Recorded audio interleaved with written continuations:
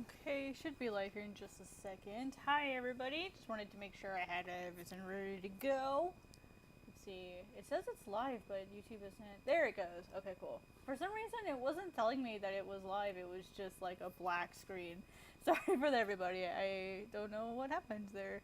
I'll be starting in just a second. I suddenly realized that I forgot the music, so let me get my music here ready for you, and we'll get to work. I've got this cover here that I'm getting somewhere on. Once again, my layers look like utter chaos, but you can see it's really different from last night. I worked on it on my lunch break, and then I worked on it earlier during a live stream in the Global Comics server. And I do that typically every Wednesday, so much streaming all the time. It's kind of funny, I was streaming kind of like everywhere except YouTube. But I figured, if I can stream in all those other places, I can stream on YouTube too. Let me get the music going though, so let's see.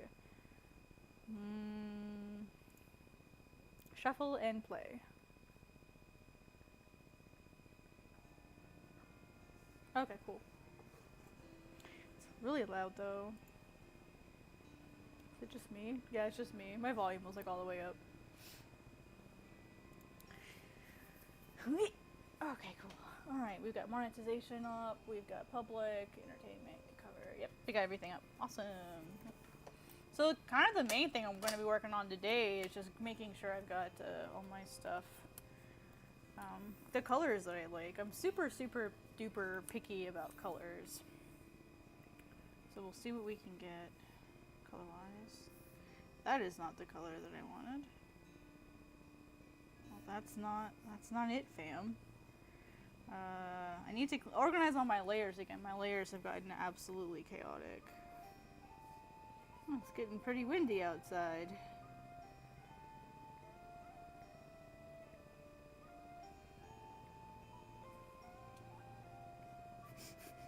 This is the question, what layout is this? Where is it?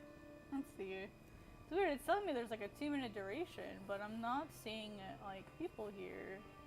Let's see, that's super weird. Let me bring it up on my phone just in case and make sure it's not YouTube being a YouTube again. Let's see here. Sometimes YouTube is just weird. And also I didn't get a notification this time. Usually I get notifications when my stuff goes live. And I do that on purpose just to make sure everything works. Alright, cool. Alright, now I have it up on my phone just in case so I can make sure it behaves. Awesome. And hopefully it'll respond in like more on time. Coolio.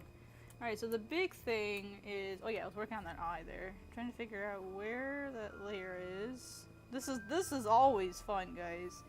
Trying to figure out where everything is. I don't need any of those.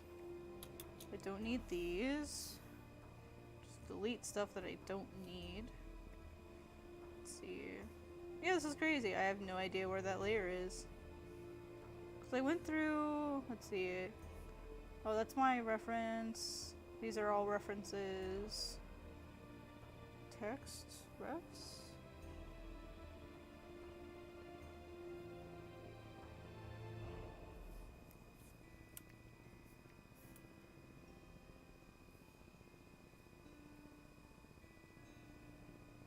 I wonder if it's on 2 layers.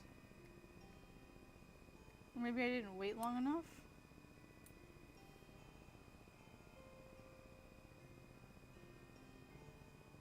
There it is. That is not the layer I would have expected. There we go. Alright, get rid of that. Alright, let's turn everything else back on.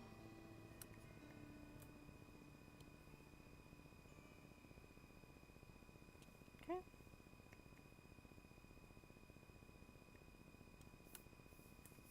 Now the one thing I really wasn't sure about is if I want this to be colored in or not.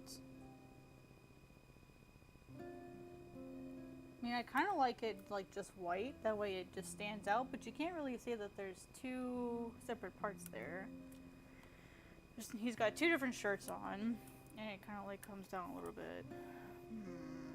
What would be the best course of action here?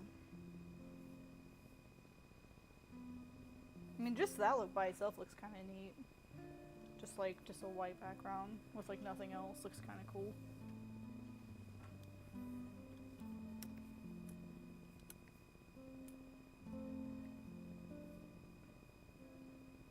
I mean, but it also looks pretty cool with like the really stark contrast. I'm so indecisive. I'm like the most indecisive person when it comes to colors and such. Let's put this on top just to see what it looks like. Cause I want to see what's going on here. I mean, that red actually does look kind of neat, just saying. But it's not a complete color. Interesting. Oh yeah, it's a complete line art. I mean, it might also be kind of fun to play with it, being some sort of like special effects or like a blur. That could be. Ooh, we could also do like a color burn. I don't really like that much. Sometimes I just like to test random stuff and just see what color it gets me. I like doing that.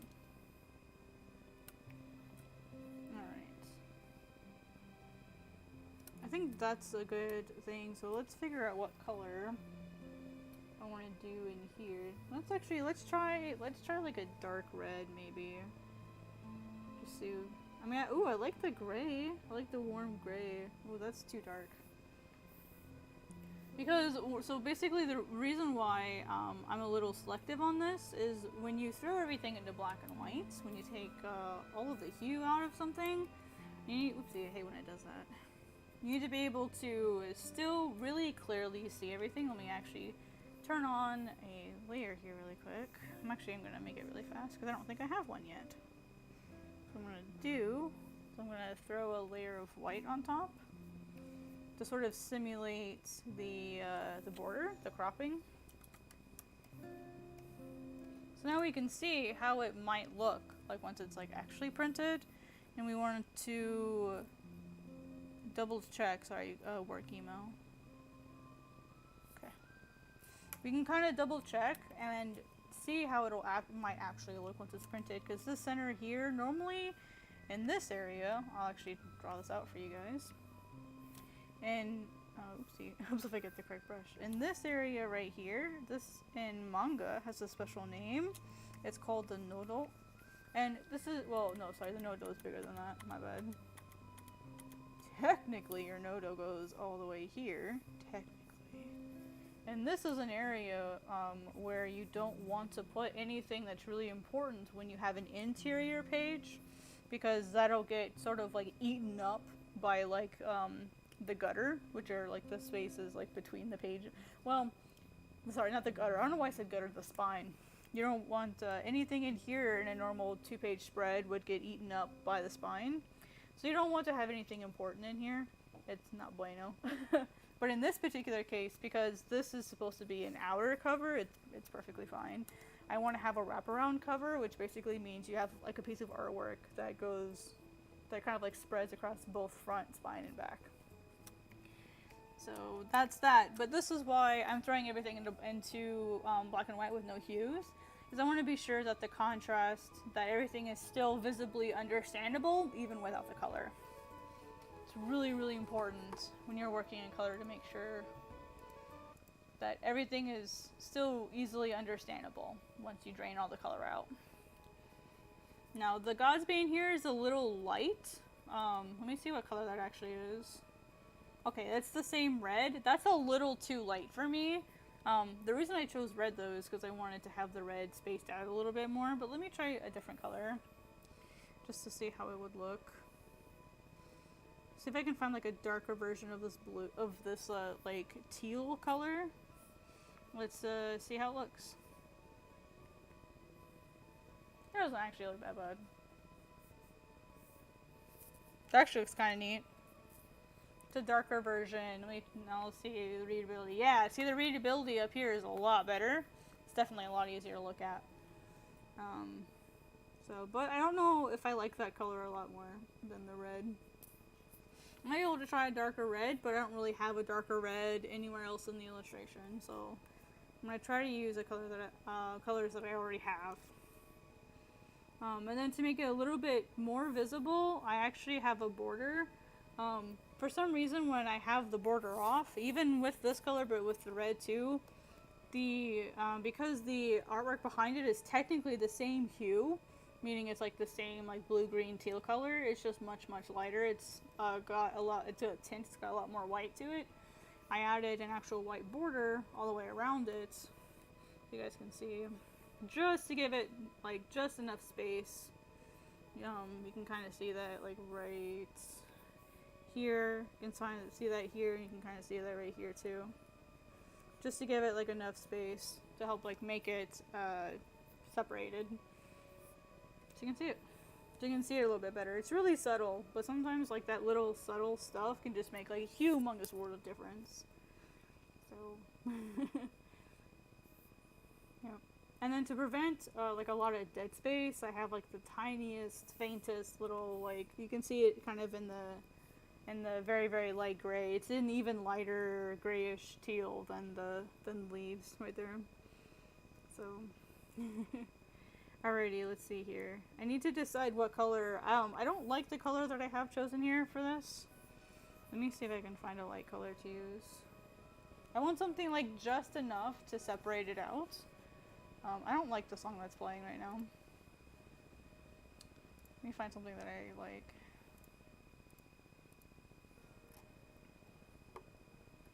I think number 19 is one that I like, yeah. This is one of my favorite ones.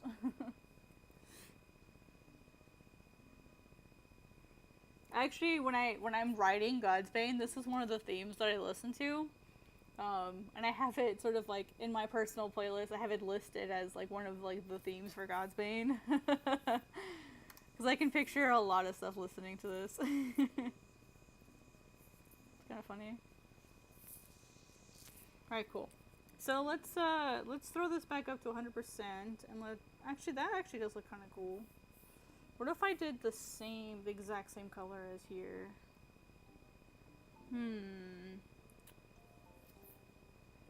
I feel like it's almost the same value as the red. Let's check. Yeah, it's almost the same value as the red. So when we turn it into black and white, we can barely see it. But in this particular case, we have the color working towards our favor. The downside is it clashes a little too much. So let's see if we can make it just a smidge lighter or darker. I'm going to go lighter only because I have his black hair and like the black wing right below him. And I don't want to make it too hard to see. So I'm going to make it a little bit lighter just to give it a little bit more contrast. And I'm going to mute it because red and I have a red orange and I have a blue green here, so they're technically complementary colors, but complementary colors also clash. They can. I've always kind of laughed that like a lot of mascots will intentionally choose like complementary colors, but complementary colors when overused can clash as well. That's why like red and green usually looks good together, but like not always. If you put like pure red and like pure green hue like right next to each other, it can look really ick. So like here's like this like super magenta-y color. Let me make sure this is the color layer. I'll just show you guys instead of like talking at y'all. Let me show you. It's like if you take this is why I don't like working in colors, because color is annoyingly stressful. Here's purple. There's like a bright purple, like super pure purple, right? If we go and grab like a super pure yellow and put them right next to each other, like that hurts my eyeballs to look at, right? It's the same thing with red and green. Take a super like pure green, super bright RGB red and RGB green. You put them right next to each other, they can be really hard to look at, right? So that's why it's really helpful if instead, looking at actually let me show you guys your color wheel. I don't know if you guys see my color wheel. Actually show you guys, so show y'all a thing. Okay, I have to move the color wheel thingy over. One sec, guys. Gotta move this over so y'all can see what I'm talking about. I just realized you guys couldn't see. Oh no, I grabbed the wrong thing. No, I didn't mean to grab the color set. I wanted the color wheel. Okay, so here's the color wheel, right? So what you can do is instead, if we actually select these colors, you can see that this is more of an orange, but it's just slightly off. It's not pure. And same thing with this blue here. It's more like a blue-green than like a true blue. And then this is like slightly more orange than it is red. If we were to select this, boom, it moved over a lot more. So very different colors. Moving them slightly along the wheel so that because the way that this wheel works with color threes, whatever it's on the opposites is its complement, right? And that's how color theory works. So if we were to actually, I bet if we were to actually pin these colors, they would be almost exactly opposite. Yeah, you can actually see that if you watch this little icon here, if you watch, see how this is just by this corner? If we click on this, it's just on the other side of the corner. So they're almost perfectly split as far as like complementary colors goes. That's why they look nice together. But they're not blaringly orange and blaringly blue. They're like slight differences. And slightly muted. This color is a lot more muted. See how we've got it more towards the gray side? It's a lot more muted than this color is. This color is a lot more pure. So they're not true, perfect complementary colors. Gotta balance that stuff. Gotta balance. Perfect harmony. This is why color stresses me out. Like, I understand the rules, I just don't like doing it. And now I have to somehow pick a color that I like for here. I thought about going with the gray that's back here, but like a slightly darker version of it. Let's try that and see how that looks. That actually might be the answer I'm looking for. I actually like that. Maybe let's go a little bit darker, maybe a little bit more saturated. I feel like that's a really similar gray to the red. No, it's not there. It's only like 20% gray. I think I had that earlier. I think I had this almost exact gray earlier, to be completely honest with you. And I think I deleted it because I got frustrated. And now I have it back. That's so funny. I wonder if this is the part that made me not like it. Yeah, I think that's the part that made me not like it. I'll leave the shoe white. Let's try this then. Okay. What if I just made this one giant shirt? Let me try that. Let me see how that looks. Oh, okay. Of course it's gonna autosave right when I'm in the middle of doing this part. Thank you, autosave, but also don't thank you. Like, not thank you, autosave. Just kidding, autosave. I love you. Please don't fail on me and corrupt my stuff. Okay, cool. I'm not sure how I feel about this. What if I tried a darker color? I'm trying to minimize the amount of color that I use because I want the line art to show. I want the line art to really stand out on this. Oh, I've got to set it this way. Oh, that's not gonna work. Normal.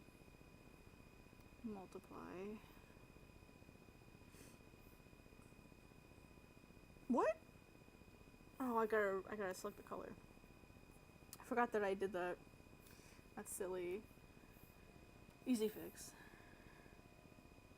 There it goes. Cool. Alright, now I can turn that back off. And I'm gonna get a slightly darker version. And I'll make that the second shirt that he's got here.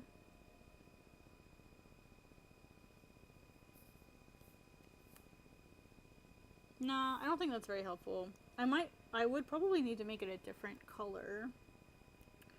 Let's try this color. I also might be able to make it blue.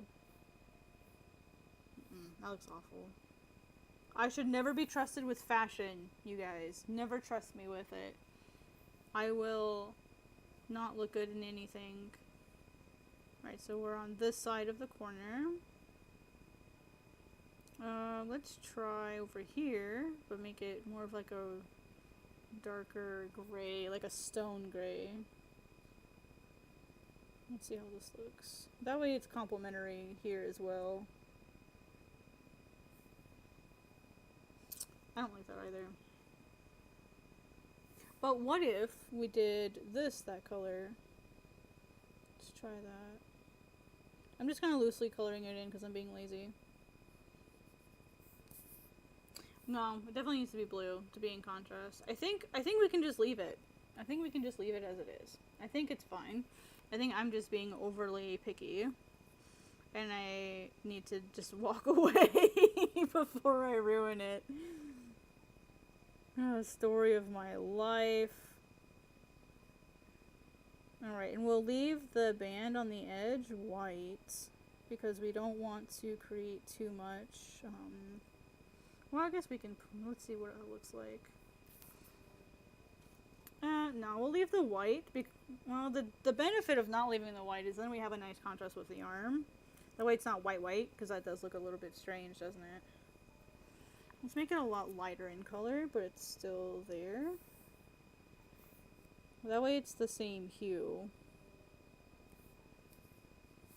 A little bit lighter. That way it's the same hue and is still like differentiable from the arm. Sorry if you guys don't like me talking to myself. It's the only way that I can solve problems sometimes. Cool. Alright, so now let's lock the transparency here so that I don't have to worry about going outside my lines. Doot doot doot doot doot doot doot doot. Cool. I want to see something out of pure curiosity, just for the lulz.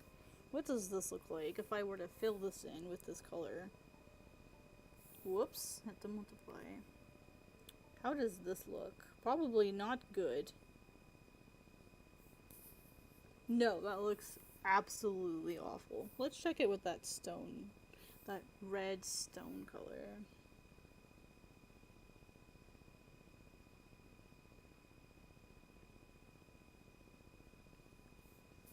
That looks equally awful. None of this looks good. Yeah, none of this looks good. None of it does. Well, that's okay. We'll just turn the layer off. We'll just leave it as is. Hey, thanks, Something Wicked. I appreciate it. Work on a commission? Nice. We can, we can body double together. So we can just kind of sit here and just work on stuff and just listen to me ramble about my process. That's an acceptable reason to be here. I like it.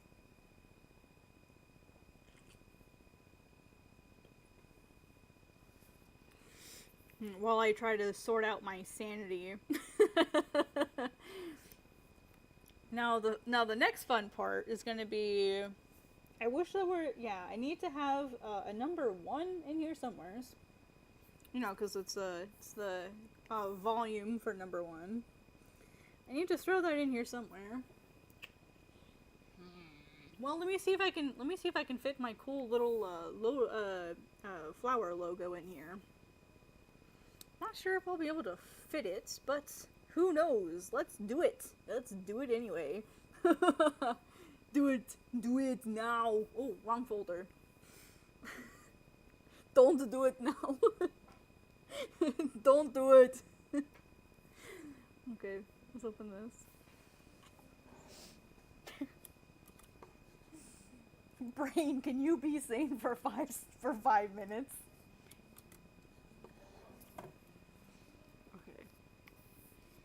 I don't know if there's anywhere I can put this.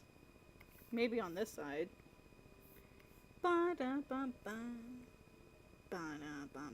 Yeah, actually that looks really cool right there.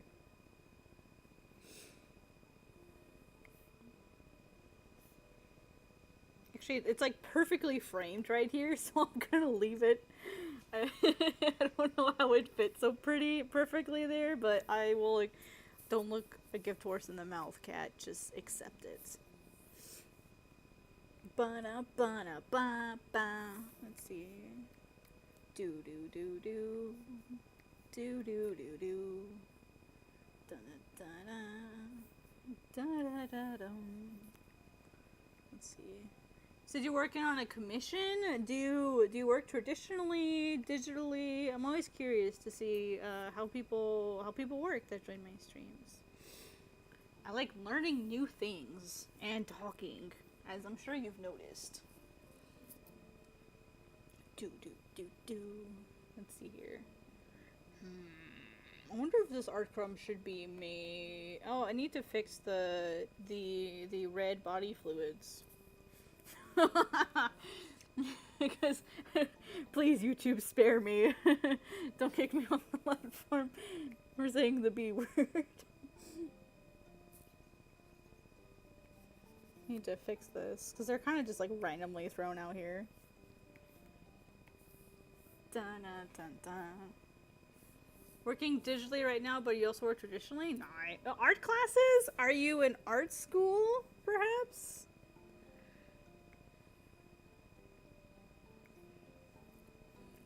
Oh, I have this in here still.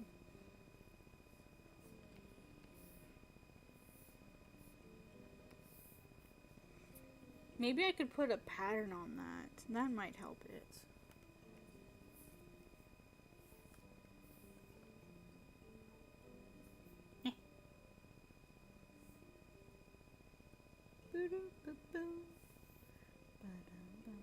Why you no draw? Oh, because it's on the erase pen. That'll do it. Dun, dun, dun, dun, dun, dun, dun, dun, dun. Oh, I just realized that this would be white. It would be white. That's why I didn't color it.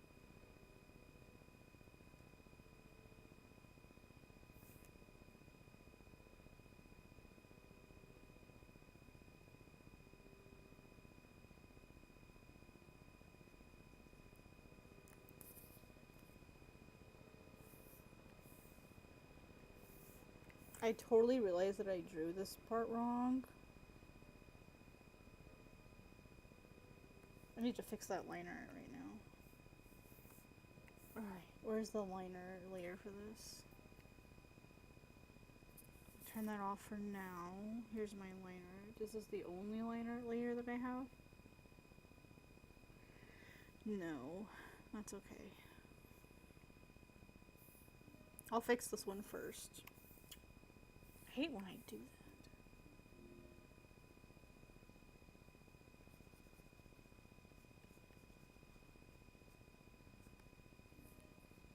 That's what I get for not paying attention.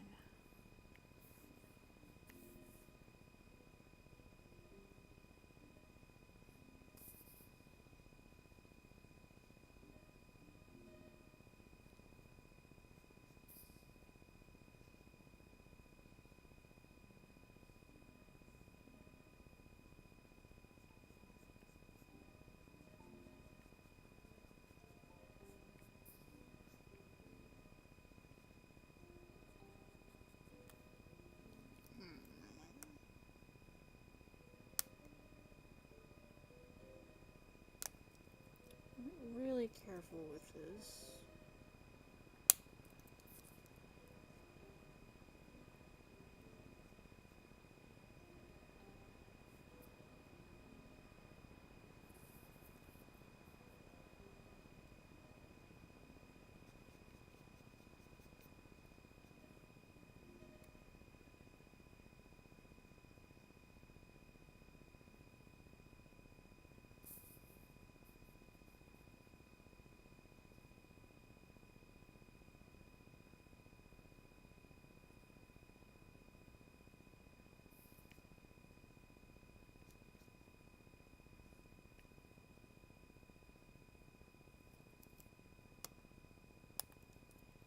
See, I'm actually an independent student taking 2 art classes at my high school. You're in high school. Wow. I didn't even start drawing till I was in college. That's amazing. Oh, I'm so glad that you're starting so young. That's amazing. You'll have such a good head start. And you're already taking independent art classes? Oh, wow. That's amazing.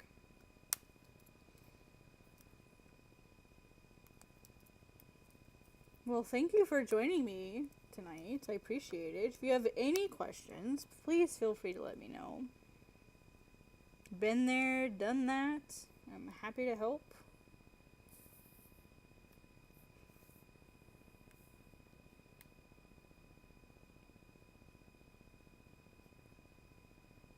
Sounds like you got your ducks in a row though, so that's awesome.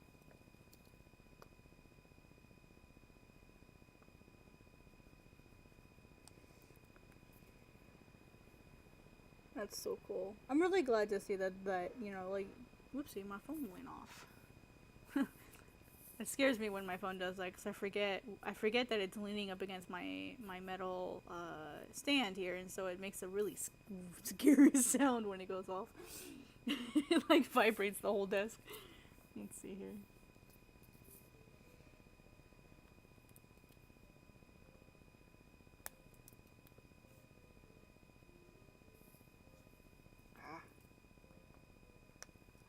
Having a day today. Goodness, so tired. So, as the kids say, eepy. That's such a fun word. I love that word. I think I heard it once in a video on Instagram. I think it's such a funny word.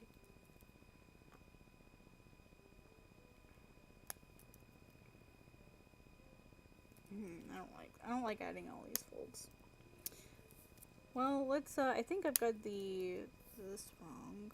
This would definitely come in a little bit. This would pop out a little. Just having a day today. This is why, I mean, this reference that I have up isn't helpful. See, he's leaning back, so it might not really fold that much. That's okay. I'm not going to worry about it too much. If my reader cares a lot about this particular part, they're probably looking too hard at this illustration.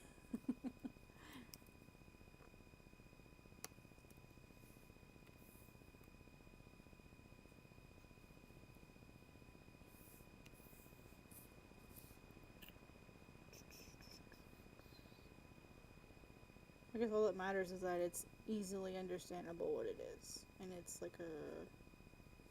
Oh, I bet if I added a second one, that would be really helpful to make it really clear what it is.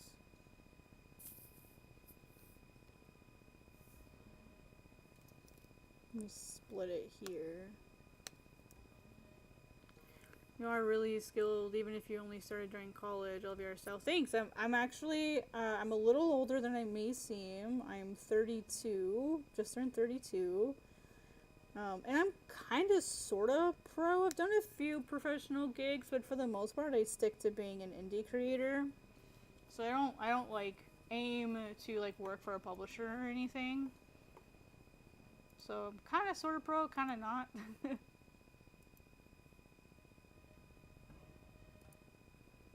Let's see, I want something just kind of chill music.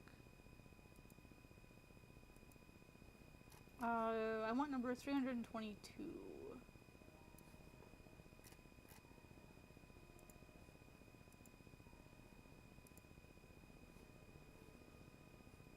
I'm gonna turn shuffle off here, because the rest of these are pretty chill. Thanks.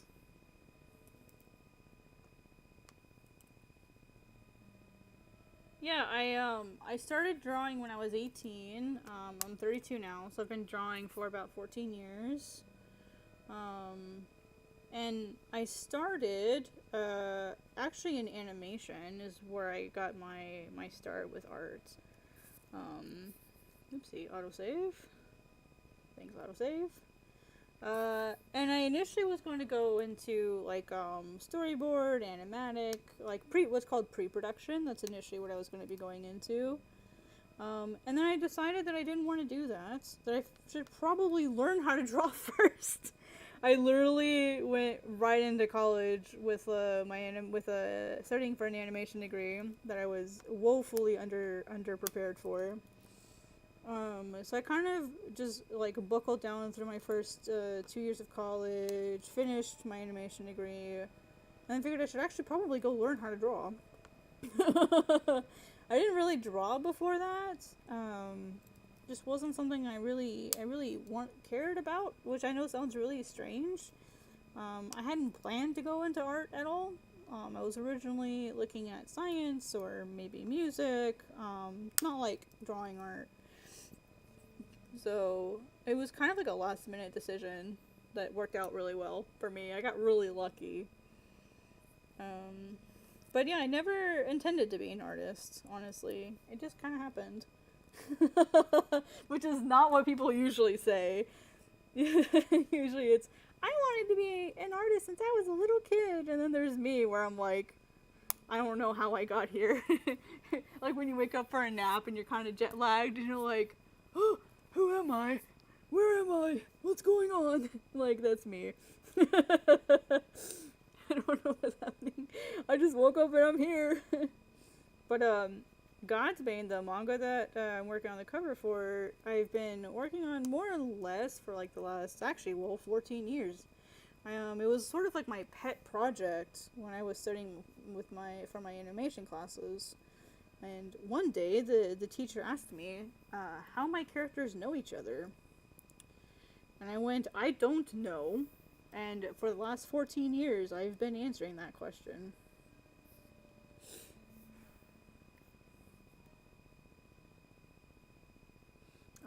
And so for the last, I'd say 12 to 13 years or so, I've been working on the story, figuring out what format I wanted. Do I want it digital? Do I want it traditional? Do I want a webcomic? Do I want a webtoon? Do I want a manga? Like, doing all of that while working on story and getting my art to a point that I liked was sort of like my goal for a while.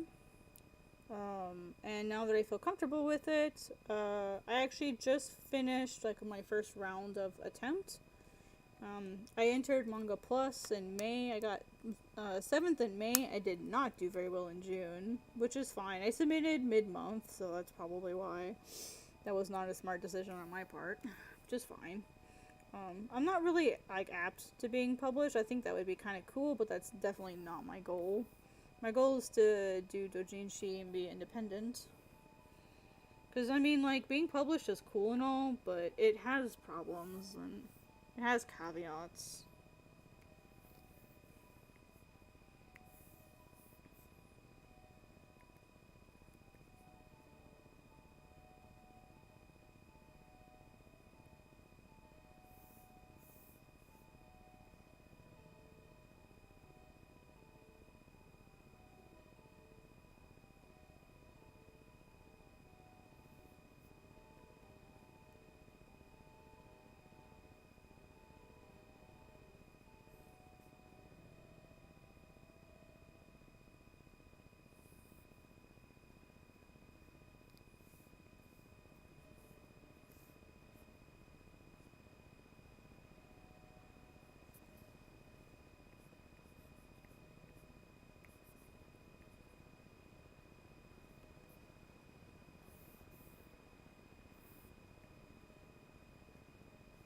Hi, Miso. Hi, I'm Kitty. Yeah, precious babe. You may occasionally hear a cat speak. She's my editor. She's just giving me her opinion. She's adorable. Right? Yeah? You want to just take a nap? Okay.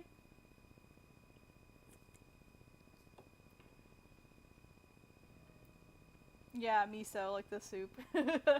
Let's see. I want to get back into my game development projects again. I enjoy pixel art a lot. I'm debating turning my pet project into a comic. Pixel art is amazing. I cannot even fathom making pixel art. I've seen people do like this beautifully detailed pixel art, and I just want to look at it and go, it's low res. How do you do that? How do you create this beautiful look of something being like low res, but still so beautifully detailed and luscious at the same time? Like, it's magic. How? It's amazing. So I think that's really cool that you do pixel art. Something I've kind of always wanted to like play with, but I just never got into it. Miso, what? You want some pets? Want some pets? Yeah. What is it, Miso? She just wants attention right now, right? Yeah. Yeah. She has a little desk on my bed, which was probably a not wise decision in terms of productivity, but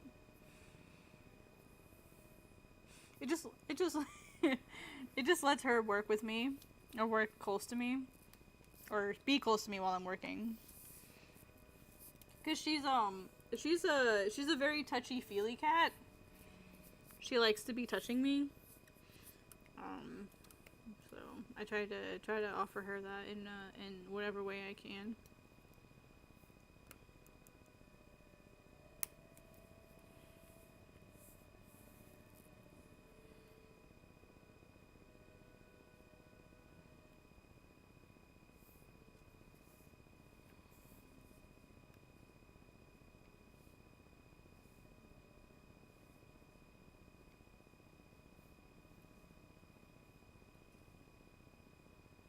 Ooh, something moved. Something moved.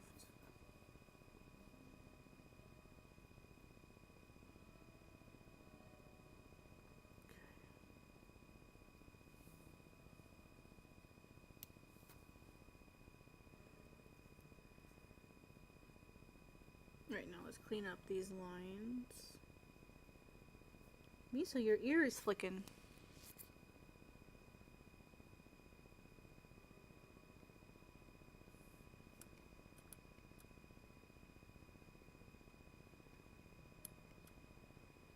Whoops.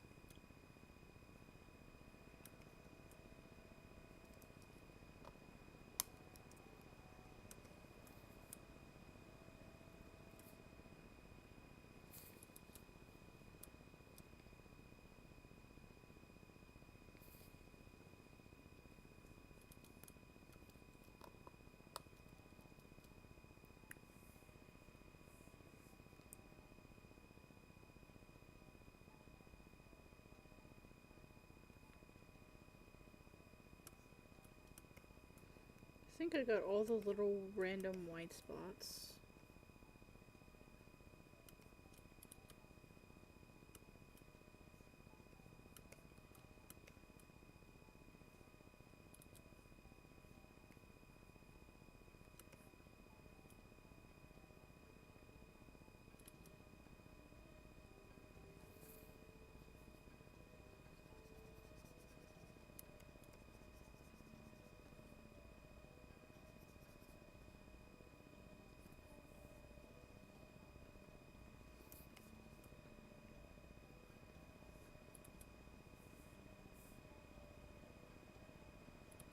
Oh, I'm on the wrong layer. No, I was on the wrong layer. Of course I was.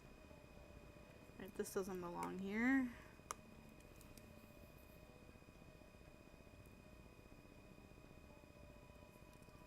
This gets out of here. Alright, let's put this red in here. I think that would be a much better color to use, to be honest.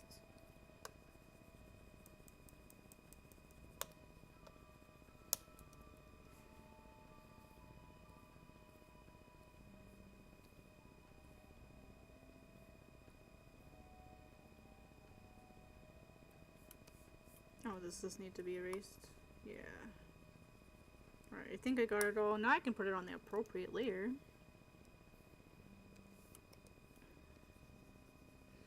Give it some nice contrast, I think. I also might change the shimmer to red elsewhere too.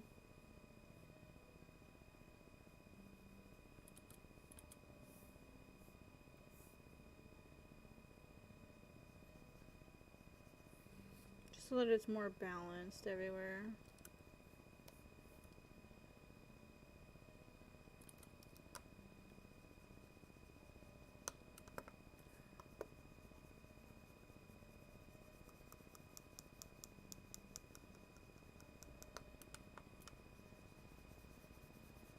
So one way we can balance color is by basically color sampling and then placing it in other areas of the illustration is one really good way to keep that balanced. And so to neutralize that, I have colored line art in a lot of places, so I'm having to go in and neutralize some of that color. And I'm using masks, that way I don't damage the actual layer itself. That way it's just the mask that's hiding it.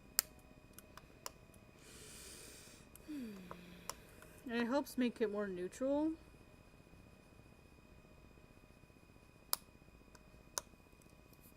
Helps like just neutralize some parts of it.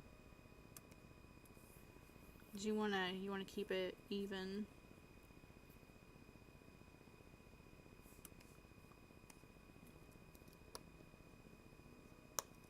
Different layer. Pretty sure most of that was on this,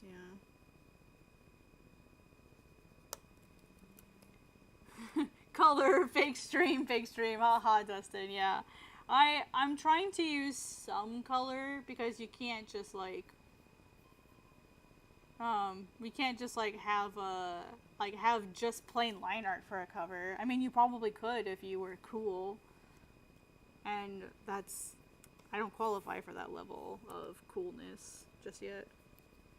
Someday though, someday I will prove a point and I will publish a manga with only line art or like a sketch on the cover. Just to prove that I can sell that.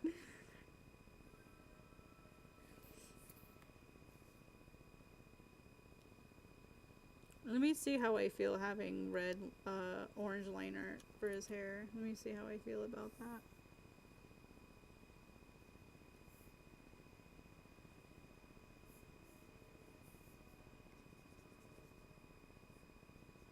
I'm not sure how I'll feel about it. I want to at least see what it looks like, though. Because his hair is, like, in my mind, his hair is a cooler black. But I want to see what it looks like for the sake of this illustration. I'm willing to bend the rules. The meme, I'll allow it, comes to mind. I'm not sure I'm gonna like it, to be honest. I think it's too much red, but too much orange, red, whatever. Same difference.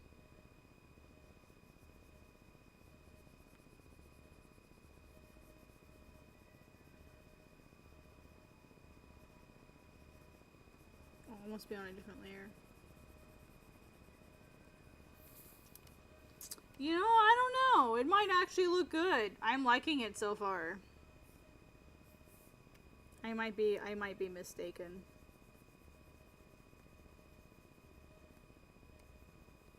This might actually look kind of cool.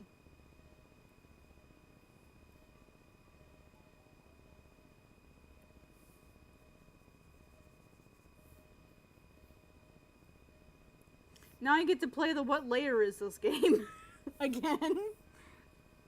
I need it's probably a multiply layer. Oh, there it is. Why is the hair on this layer? The hair should not be on this layer. It doesn't belong.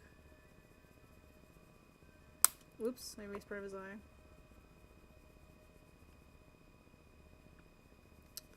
Wrong layer. Again! Dang it, cat.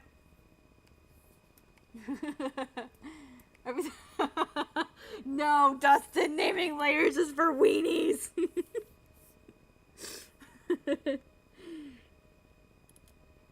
I ain't no weenie. I don't need a Weenie Hunt Juniors.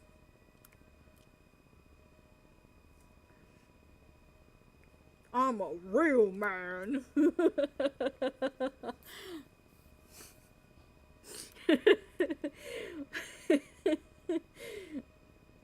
Well, I say you're regretting my life's decisions to not name my layers. Wasn't it just like 2 weeks ago I was complaining because I had to like rename all my layers for Manga Plus or Shueisha, whatever. It wasn't that like 2 weeks ago. Hey, thanks for the likes, guys. I appreciate it. All the likes on the channel help me grow, so thank you.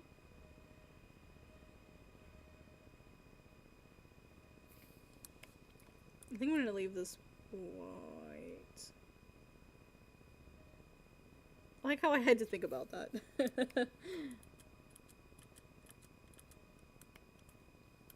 That actually does look kind of neat.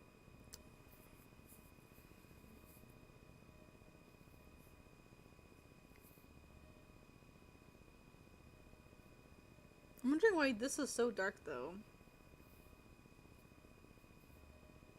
Because there's color in here. That's why.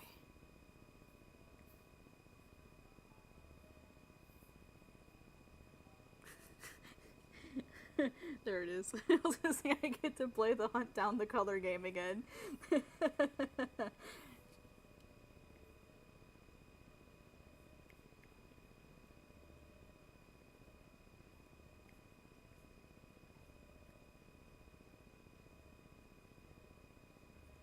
I was wondering why the red was so dark here. It's because there's a layer of green beneath it, so that's why it looks muted as F. Well, wrong layer again. Get to go hunt stuff down again.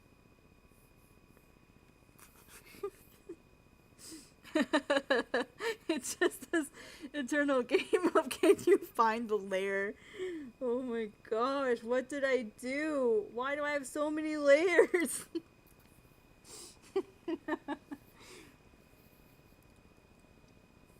There's green in here somewhere. Oh, yeah, see, it's there. I'm not crazy. I knew I saw some green in there. Whoops, wrong button. Okay, it's on this layer. Okay. Oh, this is what I was seeing. This right here. What is causing this? This one. Okay, this is probably what I was seeing. Wow, look how sloppy that is. Goodness, cat. Wow. Do you know how to color? You heathen?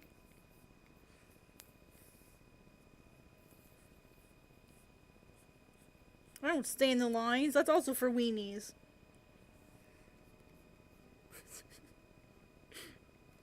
I don't need no lines. Now this is actually all for this layer. Boop. Boop. Boop.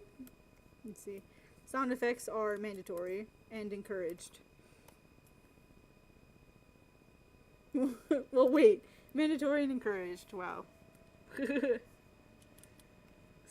Not the same thing, Kat. They are not the same thing. Okay.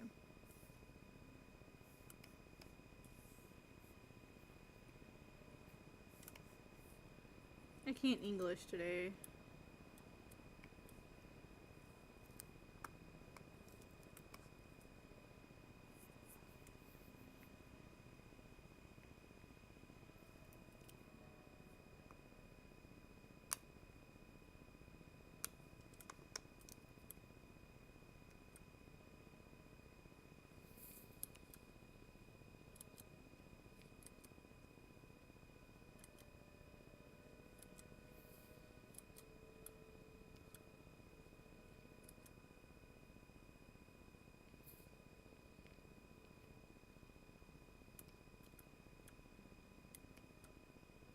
I forgot Aris's little eyeshadow there that he always has.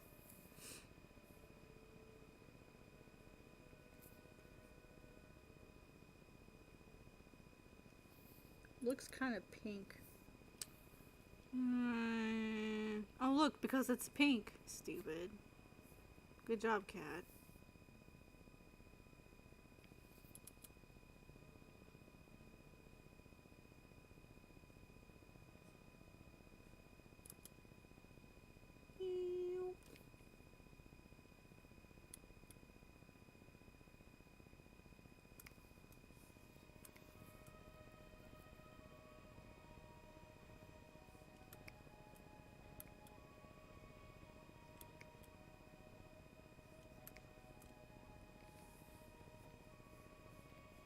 Okay.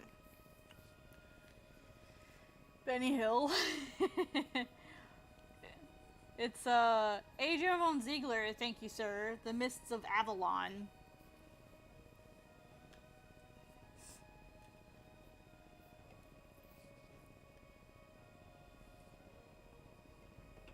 I don't think I've heard this one before. Well, no Megami. I don't think I've heard this one before. Oh, I know this one. I listen to this one all the time. How did I not recognize the name? Ugh. You know what I haven't done in a while, though? Do my Japanese practice.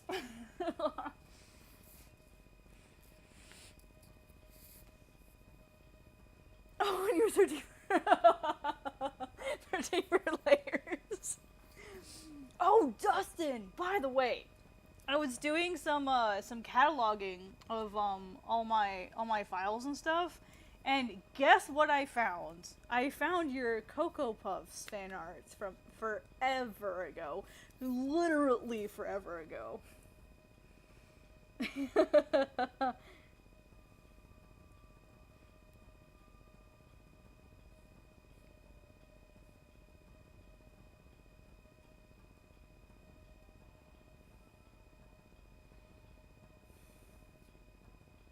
And yes, I meant the Cocoa Puffs. Yes, that one. It's in my Dropbox now. Like I'm actually like cataloging all of my artwork and photos and videos, everything I've ever had, file wise. And I'm like deleting all the doubles. Basically, I'm going through all of my doubles and stuff to figure out what I have two of. And then deleting stuff I don't need, and you're gonna be so proud of me. I deleted almost all of my art school stuff. Almost all of it. I don't even want to admit how many gigs that was. Look at me actually cleaning up after myself now. Becoming a fucking can't even speak now. Becoming a functional member of society. Getting rid of, like, actually doing my parts to clean up the environment. By deleting all my old super humongo files that are just wasting and collecting dust. Because I thought about it. I'm like, dude, I never even use any of these files. Why do I have them?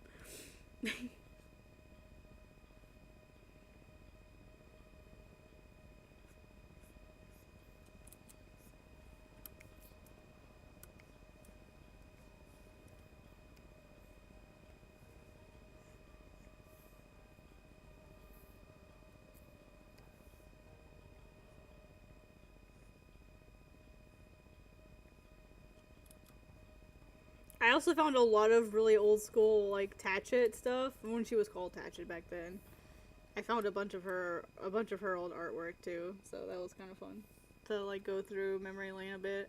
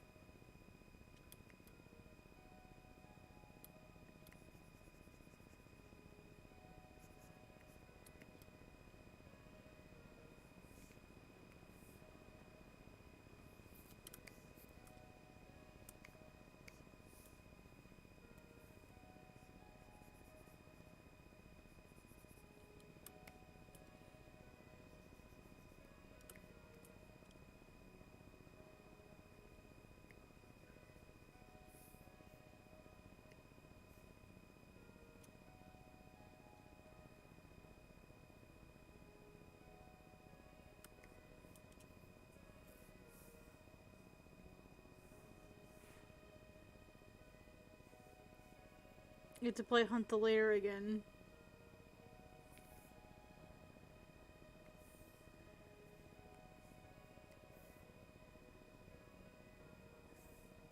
I wonder if something weird happened here with my merging layers, because I don't remember making that mark.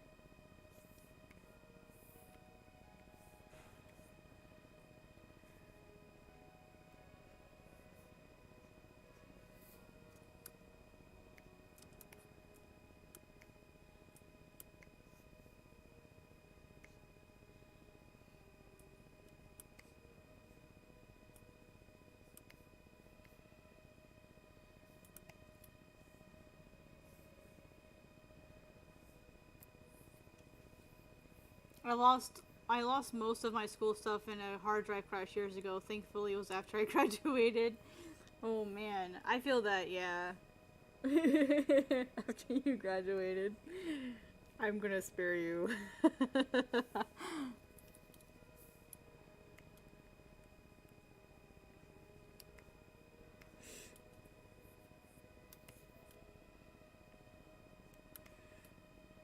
I kind of wish I deleted that stuff like years ago. Like, honestly, like, I had such a meh experience at Ringling that I'm not even sure that I want to remember half of it. Like, I'm just gonna be, like, straight up honest. I don't even know if I want to remember most of it, to be... Like, I was going through the files and I was like, oh, wow, like, I remember this. This wasn't, like... This was a really bad project. I didn't enjoy this project. I didn't have fun making this. And I was like, wow, like, I don't really have any good memories with any of these projects. Except, like, a few of them. It was crazy, like, actually, like, going through and, like, actually taking care of the files. I was like, wow, I don't, like, I remembered every single project, but, like, I didn't remember it in a good way, you know what I mean? It was just stress.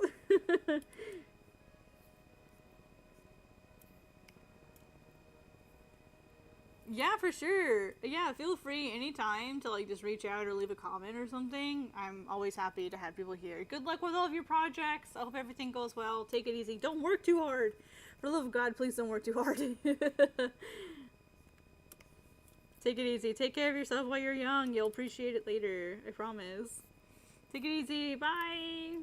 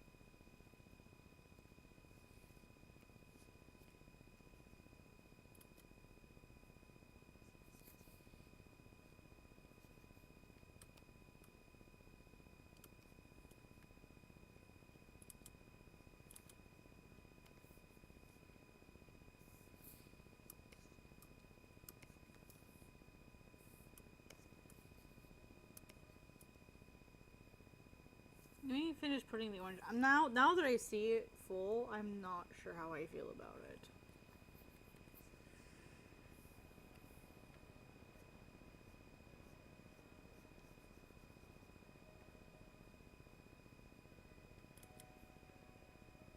It feels very not Aros, because he's not like a orange kind of guy. Which is funny, he wears red for the longest time in all the designs I've had for him. He's always worn red. Maybe that's why it feels off, is because he's not wearing red.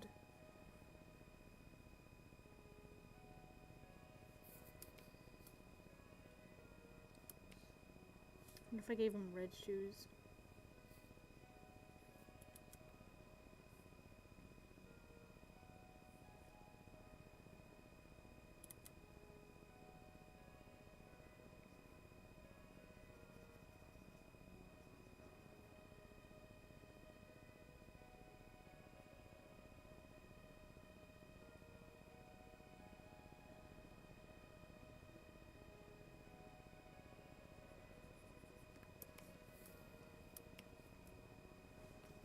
I think it strangely works. I think it works in a very weird way.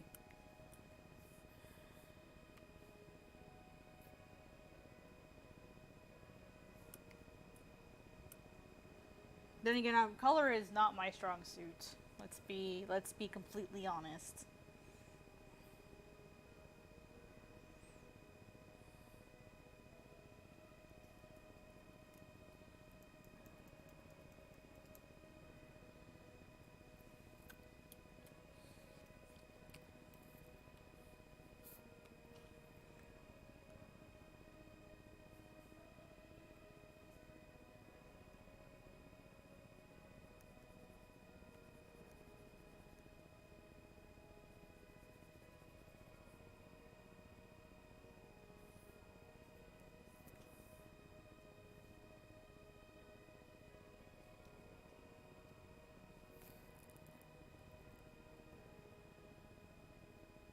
What do you think, Dustin?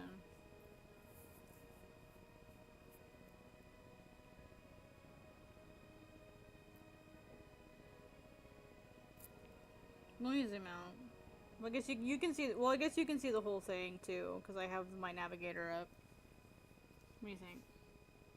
Like just this by itself, and then the whole thing as a whole.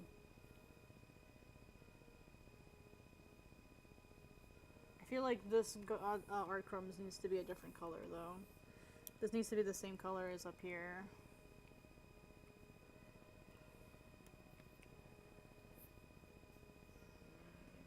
Yeah, that helps. It needs something in this bottom corner though. Maybe story and art, maybe? I think ArtCrumbs can be smaller. I feel like it's too much. Let's try making it the same color as this. That way it's there, but it doesn't stand out too much. Yeah, that's way better. And then I'll move this over here. That way there's something on this side.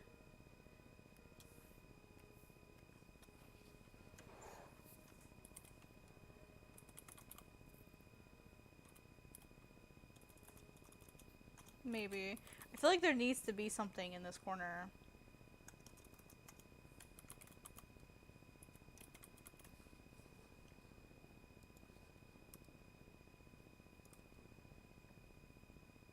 See now this side is too heavy. Do you feel like that's balanced?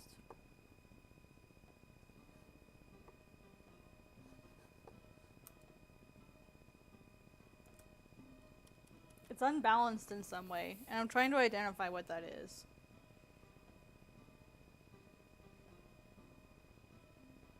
You think so? Okay.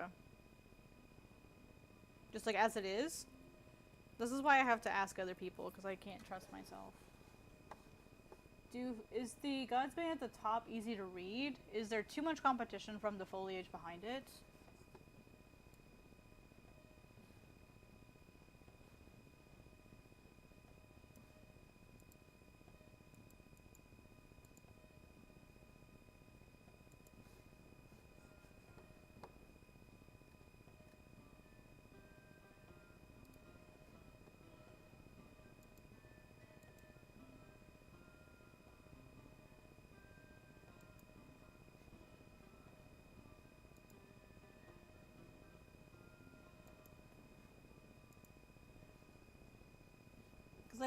I want the foliage to be there, but I don't want it to overtake either.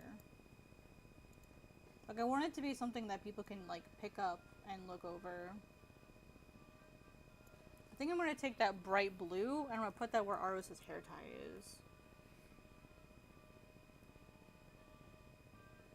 There needs to be something where his hair tie is, because it's too bright by itself.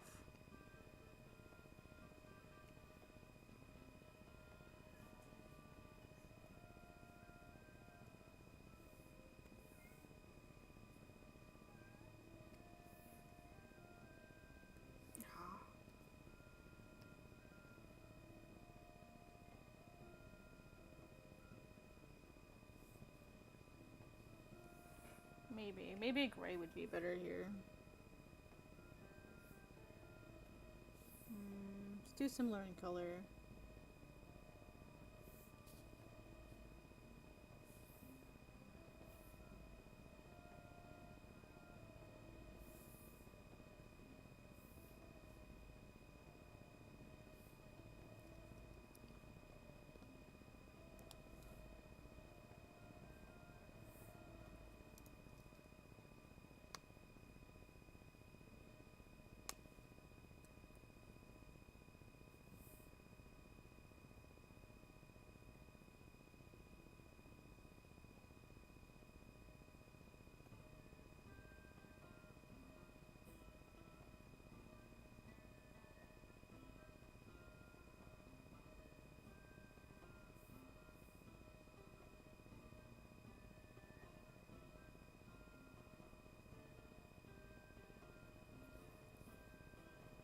What's really cool is that if I'm keeping it this way, it's really similar to like the tattoo that I already have, so that works.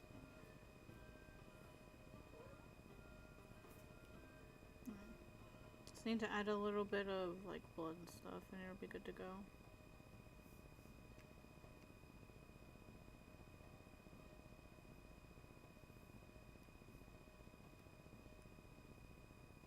I was a little worried the red would make it too dark to see his hair.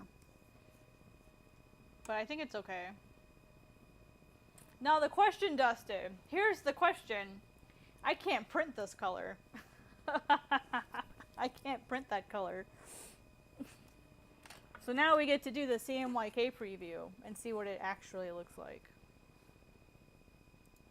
Because I think that that greenish blue will be fine.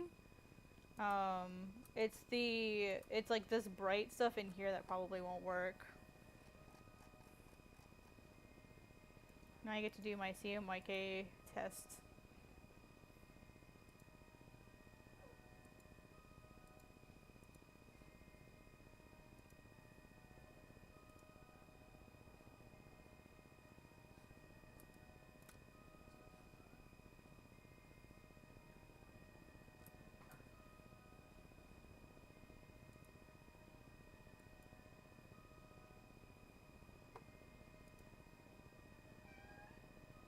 Not miso.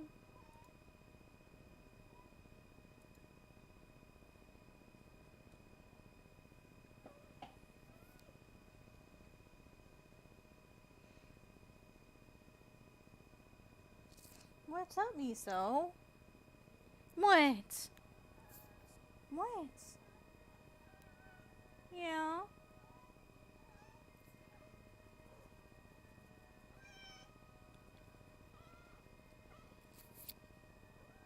She's super chatty. Okay. I suddenly forgot how to do CMYK. I found it. I just suddenly forgot.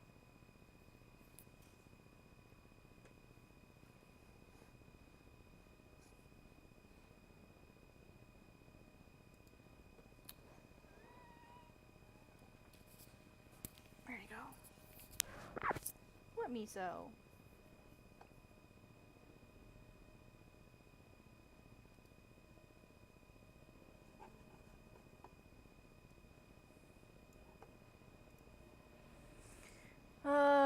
The CMYK. Now I get to find the right CMYK. CMYK.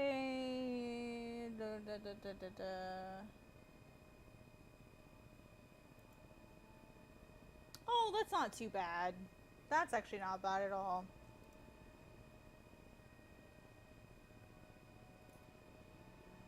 Okay, yeah, these are acceptable colors. Yeah, she does.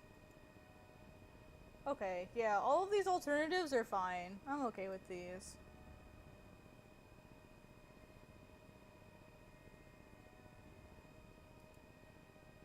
Yeah, there's honestly barely a difference that I can barely, like, I'm trying all the different CMYKs and there's barely any difference from the RGB. I think we picked a good set of colors. There's barely any difference. It's there, but it's not really a big issue. CMYK, where's the sheet fed uncoated? There we go. That still works. I think that'll be fine.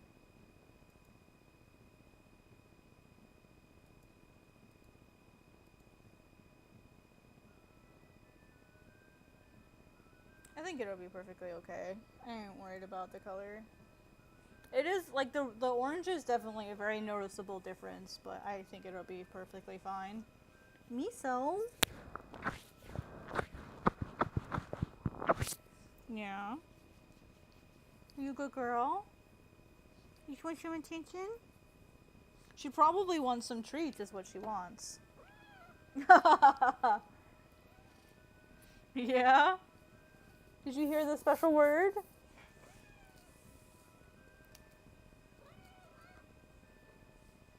Yeah?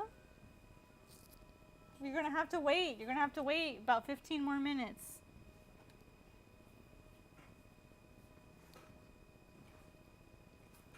At least 15 more minutes.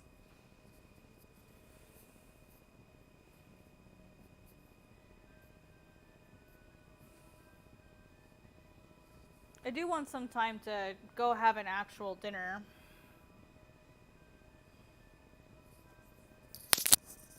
Sorry, I had to scratch my neck there. I'm also trying to decide if I like this or not. You know what we haven't done yet? Let's flip it. I haven't flipped it yet. Oh, that actually looks really nice flipped. I love it when something works out. It actually does look kind of nice flipped. Oh, look! I can put them right next to each other the way that I have my display up. Oh, I didn't mean to do that. Not the...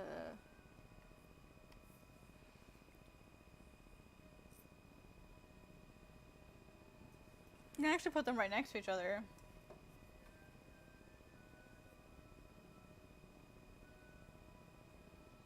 I think they look good. They look good together, I think. I don't see... I'm trying to see if I spot any, like, anatomical issues. I mean, his arm isn't quite at a 90-degree angle. It's pretty close.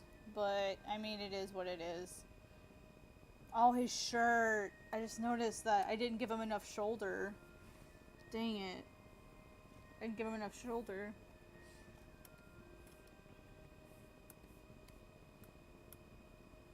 Yeah, that's such a thin shirt. That's okay. Super easy fix. I'll probably actually just fix this right on top with a special repair layer.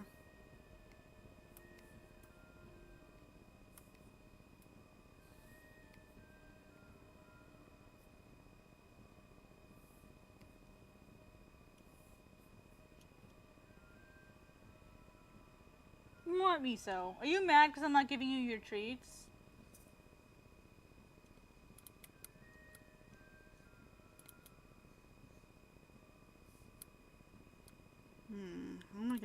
How am I gonna make this work?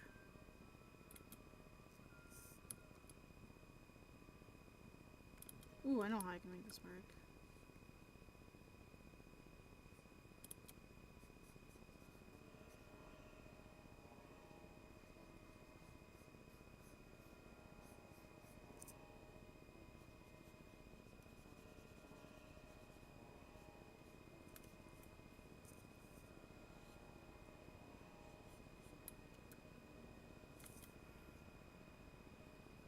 I call these my repair layers because they're literally just me drawing on top of things because I'm too lazy to go dig through my layers and fix it the proper way.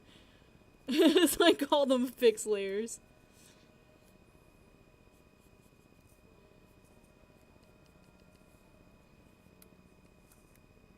That's not how you should be fixing your files, guys. Because if I ever have to like edit this in the future, it'll be a pain in the ass.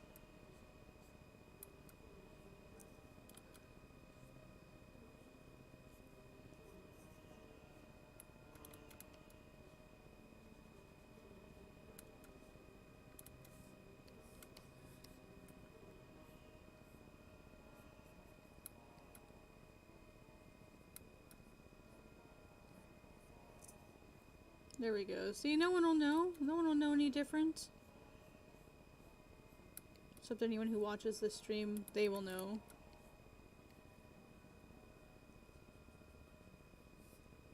Okay. Looks a little awkward, but I mean, who's gonna notice? People with no life will probably notice.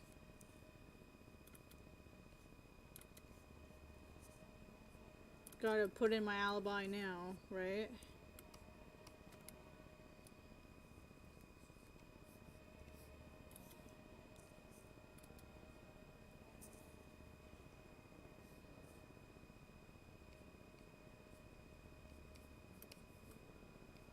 Put in a few highlight layers.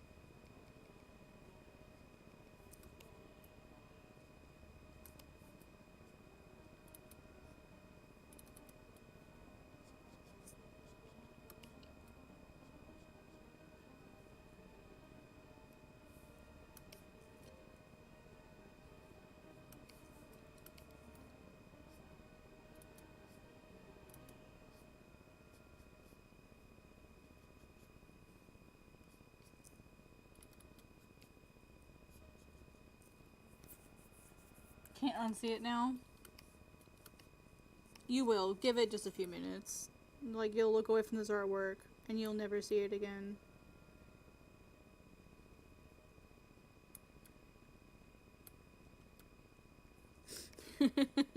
Either that or this artwork is forever ruined for you now.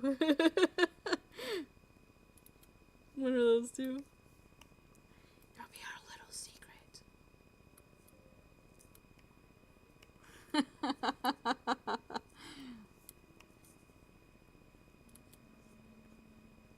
We gotta think positively, and we think positively in this house.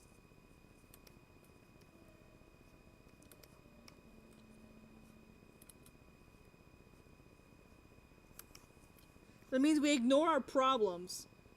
That means they don't exist. Hey! How are you? Thank you for joining. I hear you have a new job. Congrats.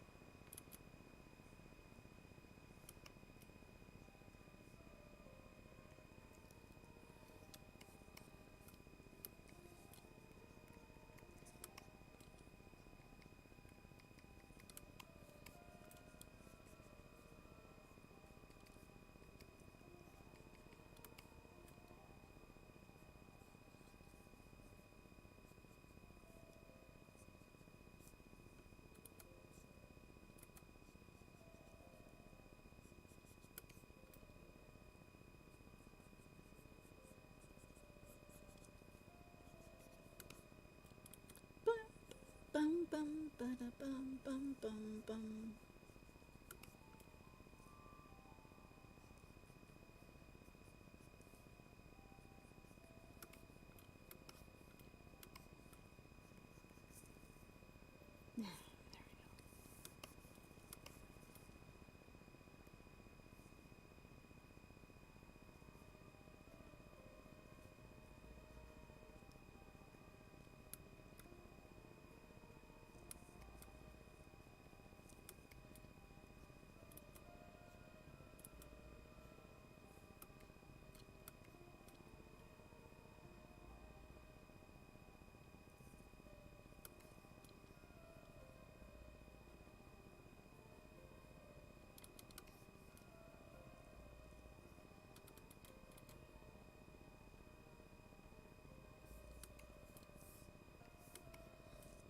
See, now I get to add the fun final touches. Like, just like the colored lines here and there.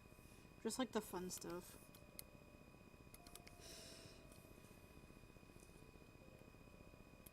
Just like one of my favorite parts, where I can kind of just go a little bit ham during this stage.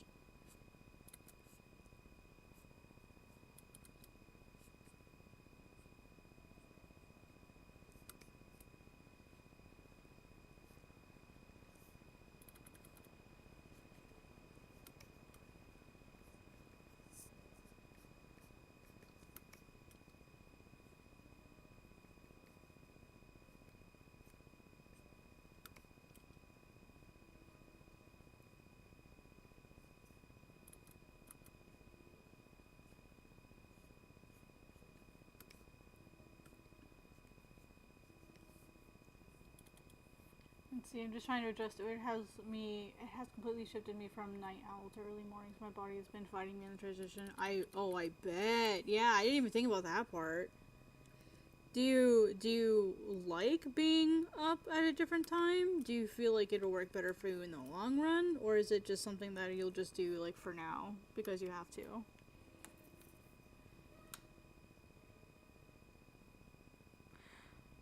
They finally announced the winners for May. Holy crap, guys. Live reaction. We're going to do this right now. They've announced the winners for May. I'm really fucking nervous.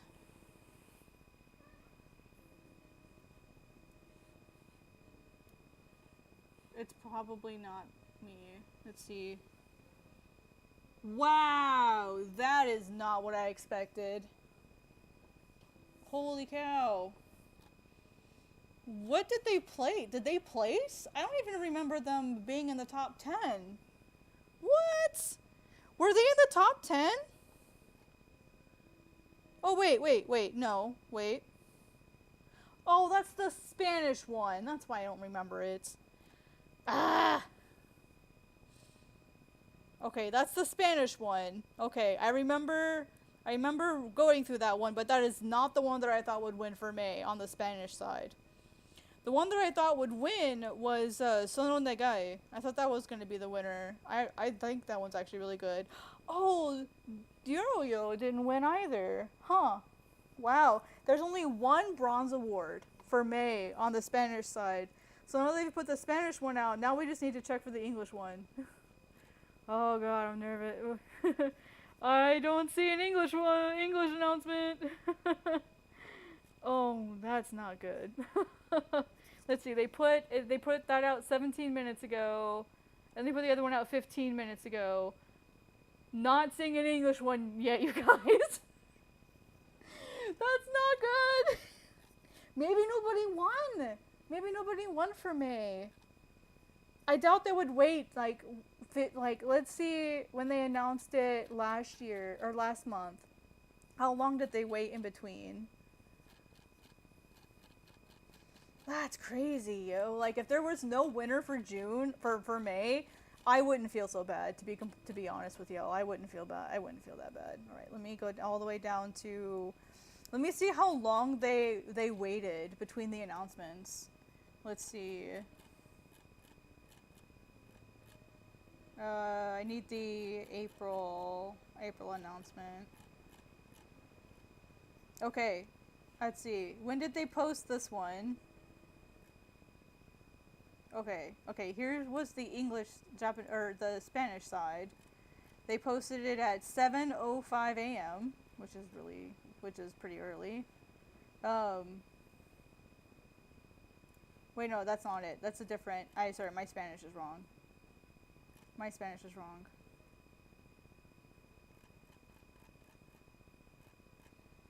Okay, so this was that's the one's been published. That's the, wrong day. Okay, it helps if I look at the right date. Okay. I'm looking for the bronze award winner for April. Here we go. Okay, here we go. They announced it when... Please don't tell me there's going to be like a big break between them. Okay, it doesn't look like there was a winner for April on the Spanish side. Okay, so that was announced on June 6th. Did they do it on a different day for the Spanish side? Let me check. Because if so, that would be really annoying. Maybe there wasn't a winner on the Spanish side. Let me check. Was there a winner on the Spanish side for... Oh, helps if I spell Manga Plus correctly. Let's see. Hi, Bucky. How you doing?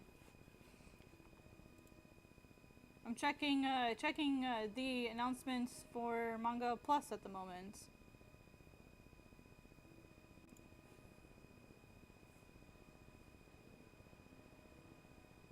Oh, here's the a Spanish entry was chosen. Did they say that there wasn't English? Was there? No way! There wasn't a May winner on the English side? That's what this looks like. Let me double check. Yo, that's rough. Okay, by April. Do they put them together? Let me check. Okay, for April. Okay, it doesn't look like there was a Spanish winner in April. Wow, that's rough, yo. Okay, let's see. Let's check here. Results announcement for February. There was only a Spanish winner. What about March? I think March had a Spanish and English winner.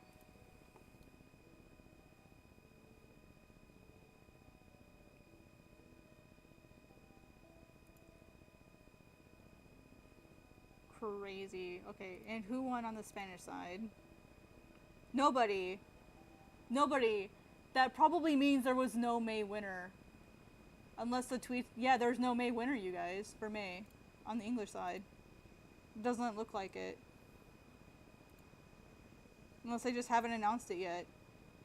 Wow! If that's the case, I don't feel bad. If that's the case, I don't feel bad at all that there would be no May winner. Because at least I didn't... I'm gonna drag you all down with me. funny. Sorry, I entered the Manga Plus competition in May, and I placed 7th, so I was a finalist. And I've been waiting for the announcements to go out for who won an award for May. And it doesn't look like there was a winner for May on the English side. Which kind of does hurt my feelings. But that's okay. That's okay. Wow, that's brutal. If I don't see an announcement within the next hour, there probably isn't one. I'm trying to find a month where there was a winner for both. Like, that's crazy.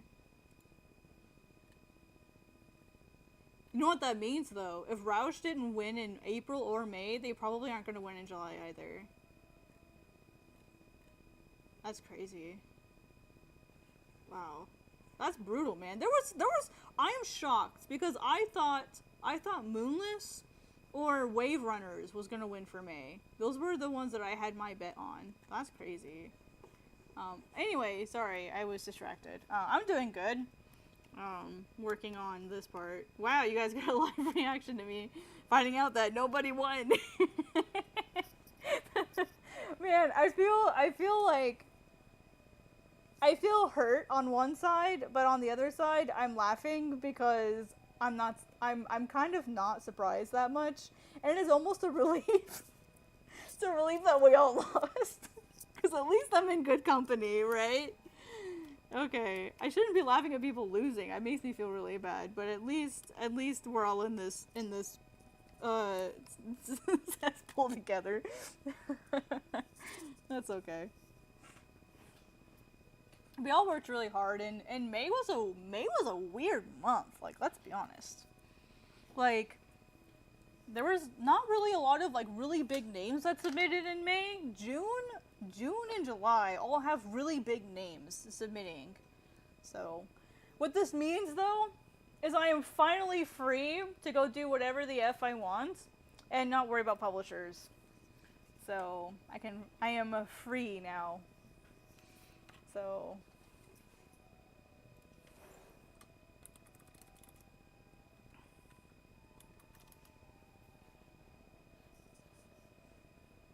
freedom! Let's see. Whoops. Now I get to focus on just making my manga and being happy. That's what I get to focus on. So this is probably a good thing. It makes me a little sad.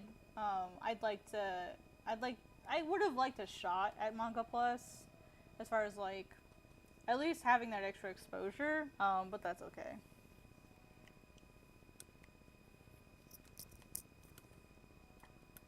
Unless they just haven't put it out yet. Because I have my notifications on. So if it goes out, I'll get the notification for it.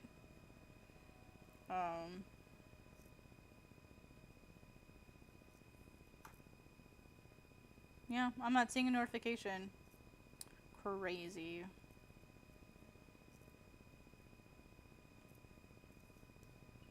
Okay. Anyway, going back to this, let's figure out what I want on this side, because I'm gonna need to have both. So let's see, what description do I want for Godsbane? I think the description that I put on Manga Plus was a good one. So let me go grab that. Let's see here. I liked the description that I had on Godsbane on Manga Plus. I think I had it different for each one. Let's see here. Oopsie, that's not what I meant.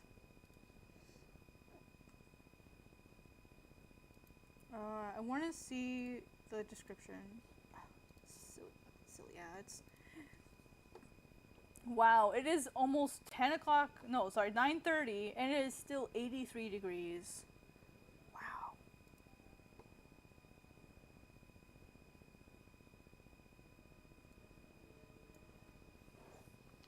Let me see if my Global Comics one is different. If you guys don't know me, my name is ArtCrumbs. Nice to see you guys here. Thank you for joining. I create a manga called Godsbane, which is actually what I'm working on right now. Is the cover for that. You can see that in my Navigator view. And what I'm working on right now is creating the new cover for that. Because after I did actually, interestingly enough, after I did the Manga Plus competition, I went ahead and hired a professional editor. I wanted to see what they thought about it. And so we're working together. Serving the gods. Actually, I'm going to edit this really fast. Serving the gods of life and death. Probably would be easier than saying gods of twice in a row. Save me some space. Seeks out revenge on a two-tailed fox and a young student seeks to pass his exam.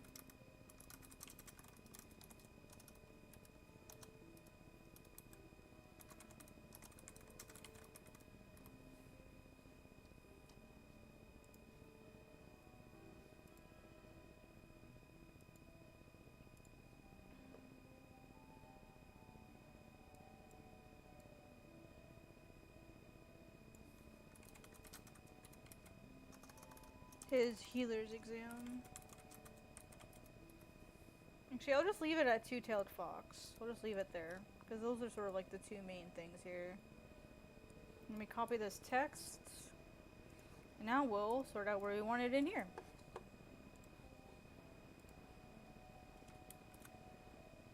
Oh, whoops. I forgot that it does that. I forgot to make the box first. That's okay. I forgot the box. Oh, of course. I think black is fine. What font do we want, though?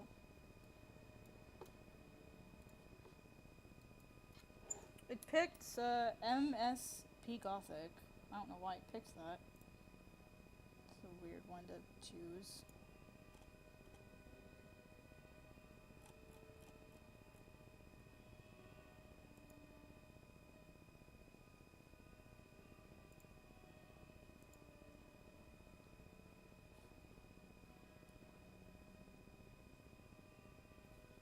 Alright, let's make it left aligned for now, just so I can figure out the size that I have available here.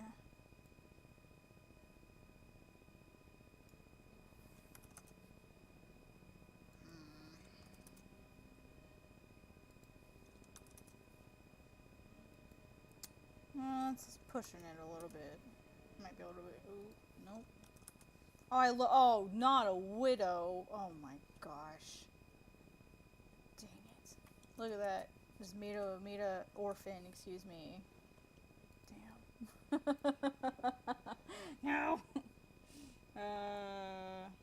I can take out the word literally. I don't think I need the word literally in there.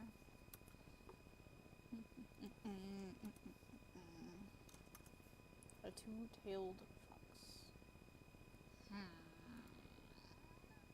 Let's see.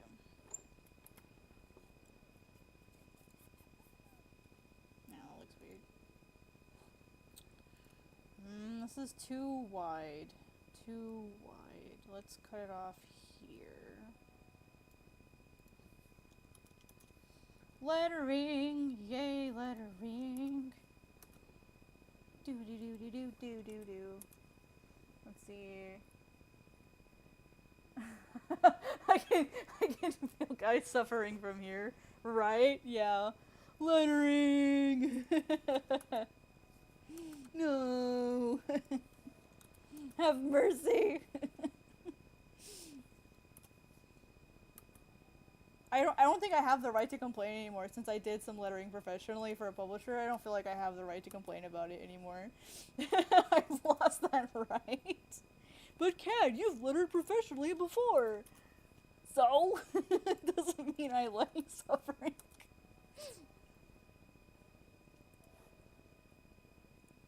There. And now I have the ability to enlarge it. Why is it bolded? Oof. Alright, let's make a different color. Let me grab the color that's over here. Actually, I kind of like that now that I look at it. A bit darker. Same hue, but darker. So it feels black, but it's not. minor spacing adjustments to rid the orphan. It'll be okay. Just get rid of the orphan. It'll be fine. It can fend for itself. Bye bye, orphan. That sounds so awful out of context, doesn't it?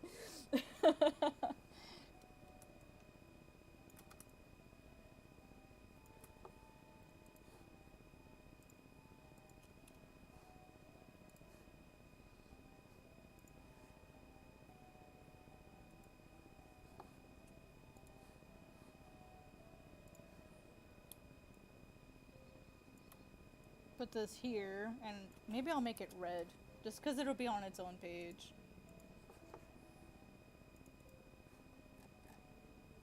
Now I have nothing to... I could put an illustration in here, I guess. Put in like a panel here, maybe. That would be kind of cool.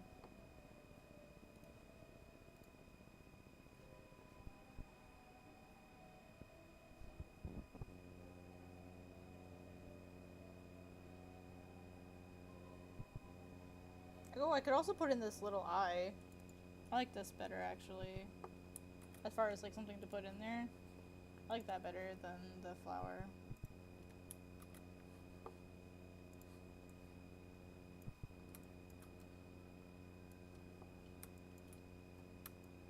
Send the orphan to the woods on its own and let it fend for itself.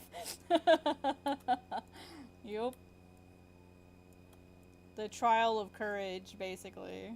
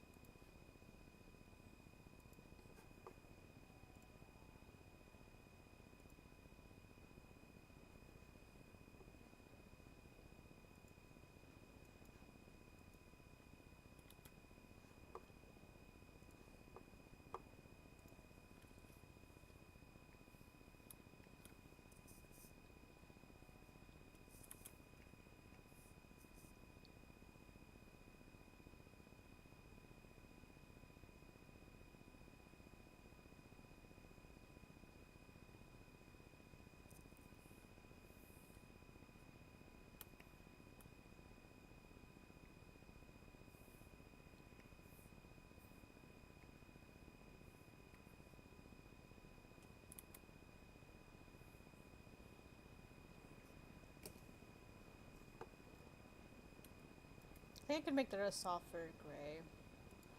Softer color like this one.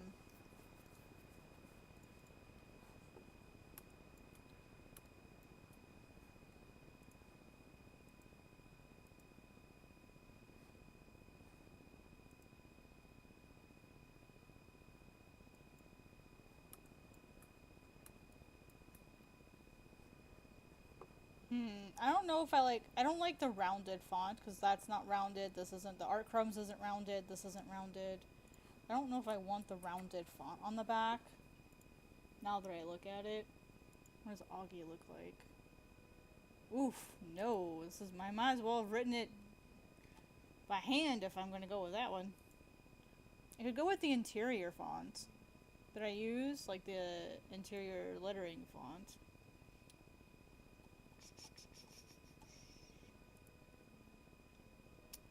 No, we're not doing a mean show. What about an antique?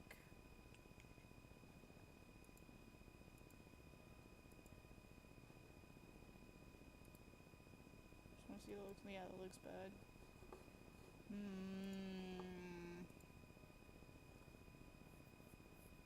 Now that I think about it, I don't even know what fonts they use on the back of manga. Let me grab some manga and take a look. I have no idea what fonts they usually use.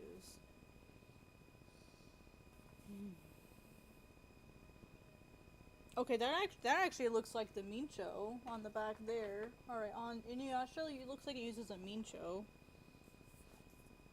Pokemon doesn't have much, but it's, looks like it's the Kozuka Bold, sort of looks like. What about Yashahime? Oh, that's a sans serif. Interesting. What about Witch Hat Atelier? I would imagine they use a serif. Yeah, they use a serif font for Witch Hat. Interesting.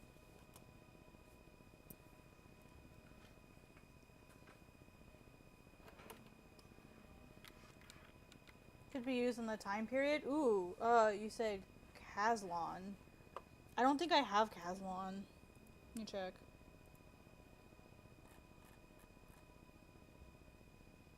No, I don't have Caslon, unfortunately.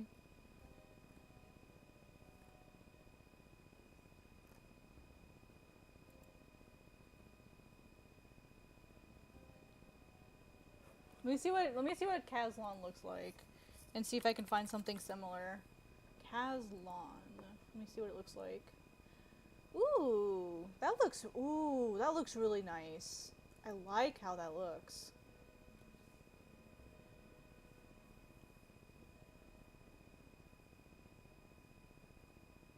I love how I can get nerdy over fonts. Like, what is my life now?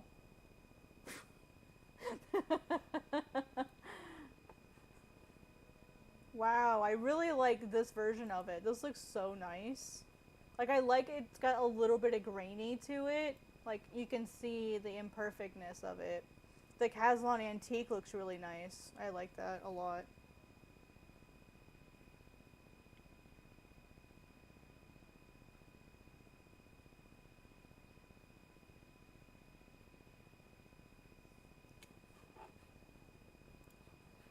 I actually have something really similar to that, I think.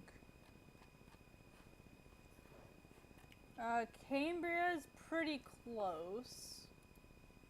Let's see, let me check the A. Yeah. Cambria's pretty close to Caslon. Not quite. But I think I might have something similar. It's a great suggestion, thank you. It's like you know me or something.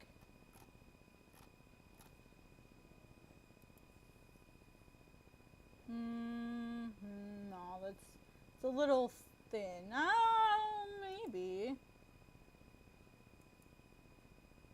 It's like just enough handwritten, but it's a sans serif almost. Yeah, it's sans serif, yeah. That's close though.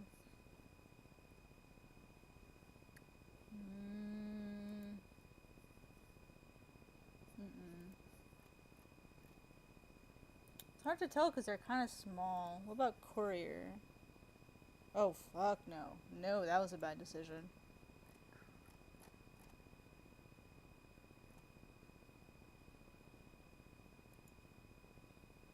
Oh, I know what that is. That's my specialty font. That's a little too serify. Actually, that one's kind of close. Actually, check the antique. Why is that sans serif? That's weird. This is a Mincho.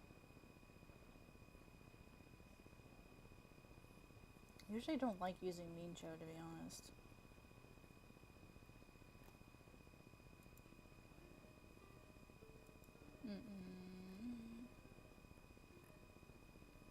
What about just MS Mincho?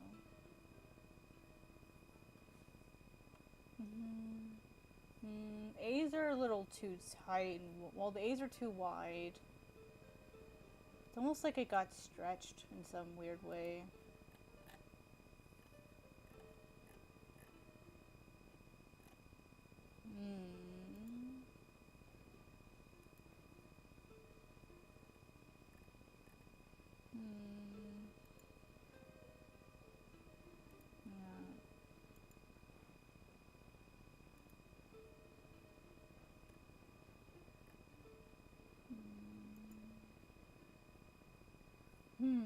That's better. It's not quite though. It's close.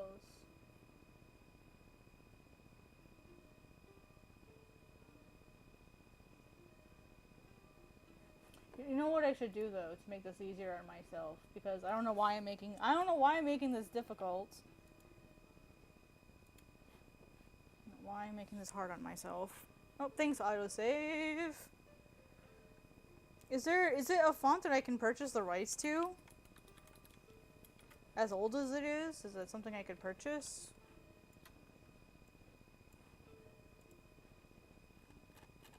So if I can just purchase it, I don't mind purchasing rights to fonts.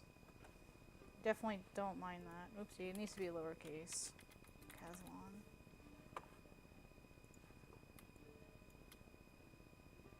Okay, yeah. I mean, I'd be okay with that. I'd rather buy a font that I know I'll have the rights to, rather than like guessing. Like, oh, I hope I have the rights to this. You know what I mean? I think this one's actually pretty close. The feet are thinner though. Like these slope and the feet on the original one don't. So this one's pretty close. Is this bolded? Yeah, it's bolded. I mean, that's kind of close.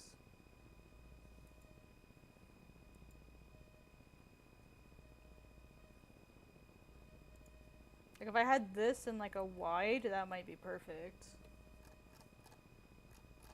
I really do like that Caslon though. That does look really nice. I can always like thin the fonts. I can always thin the font. Thin the characters myself.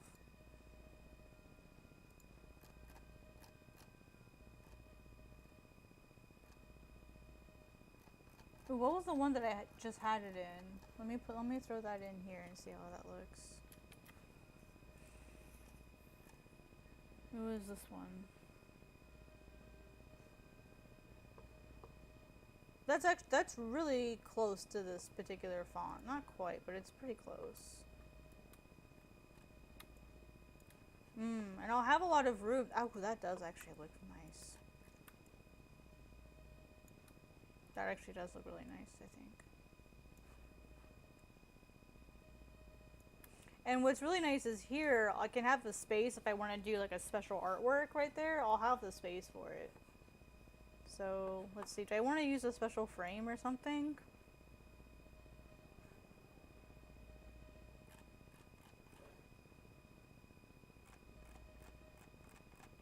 What the heck? Where did the time go? How did I lose 30 minutes? Fonts.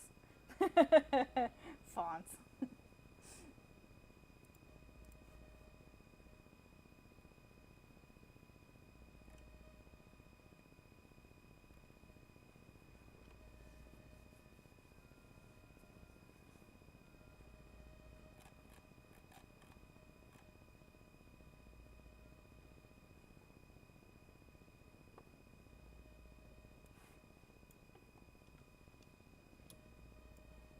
Something like this might be kind of cool to have like something like this maybe. Ah, of course. Maybe, I don't know. I feel like this would be, something like this would be too much. Too much floral. What if I put it underneath all of that stuff though? So that way, because I liked how Witch Hat Atelier did it. If I put this underneath, let me think. Let's do this instead. I like this one better. It's a better shape. And then I can draw it manually myself so that I can get the exact lines that I want.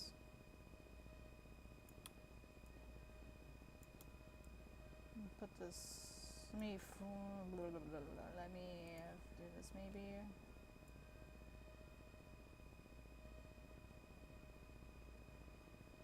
Yeah, I feel like that would be a nice element there. So let me throw this underneath. I can always get rid of that specific leaf. That's not a big deal. Just throw it underneath here.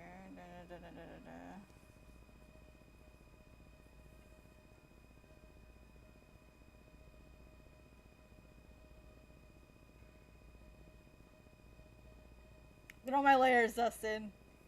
Look at all my layers. Sending a couple links. Awesome. Thank you, Dustin. I appreciate it. Yeah, I really liked that font. So this can be a placeholder for now, I guess. Alright, I'm gonna figure out where the frick this leaf is so I can get rid of it.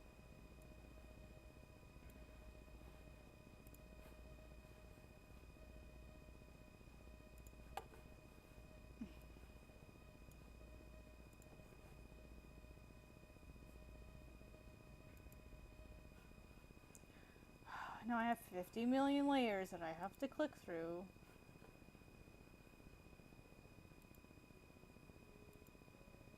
Of course it's important.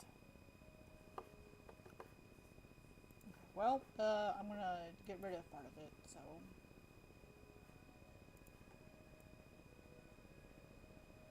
You're ruining my aesthetic! Go away.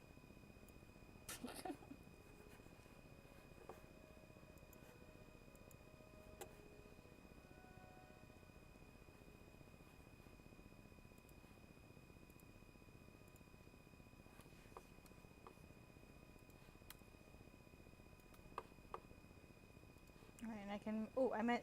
Let's do this. Let's grab this color. Keep it nice and subtle.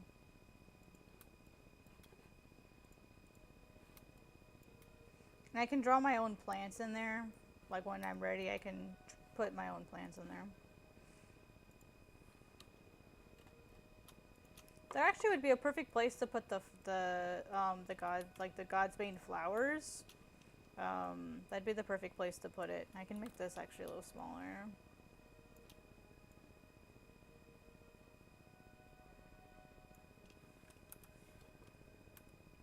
You know, like the night blooming flowers that I like so much. That'd be a perfect place to put them.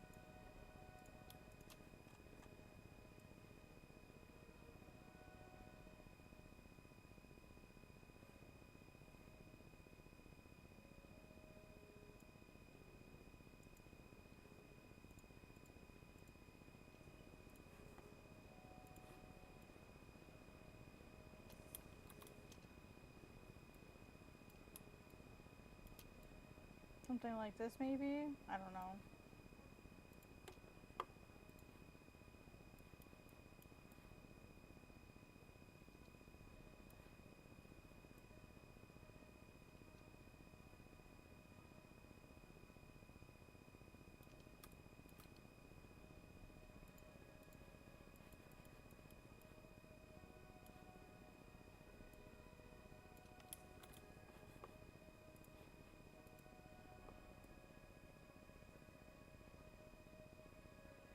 Yeah, something like that.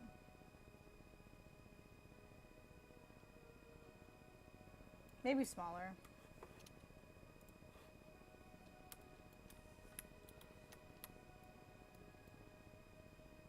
Because I can always add more line. Like, I can always draw this line straight up if I need to.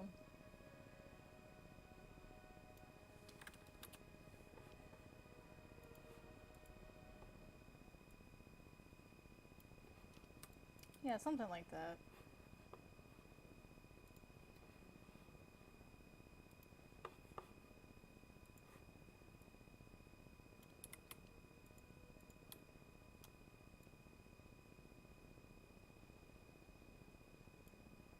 Get rid of this too. I feel like this also kind of ruins it here. Actually, I kind of like that. Actually, that actually looks kind of nice. It looks like a stem. I'll let that one live. But I can come in and draw my own lines. I can have it look exactly the way that I want.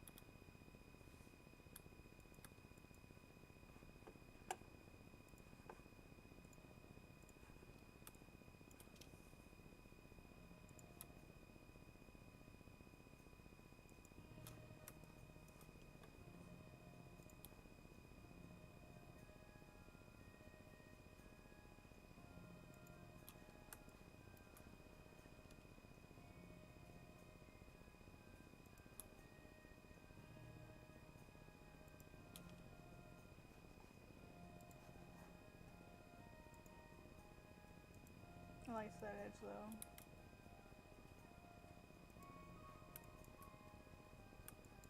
Something like that, maybe.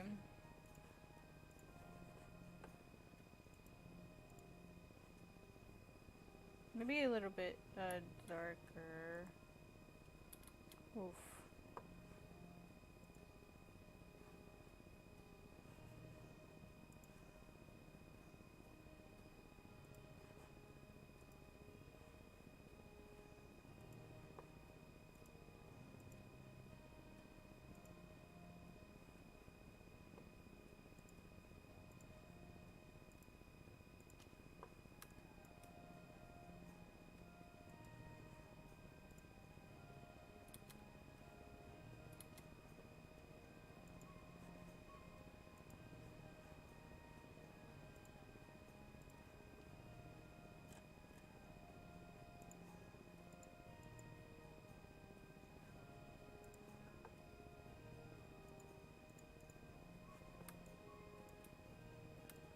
I don't like that. It's too bright. Can I make it red maybe and have it look good? Actually, yeah. I think it does look good.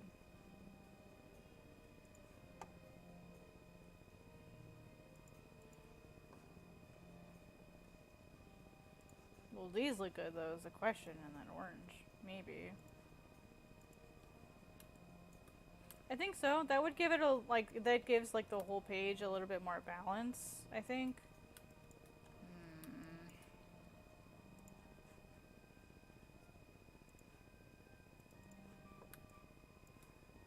Maybe somewhere in the middle.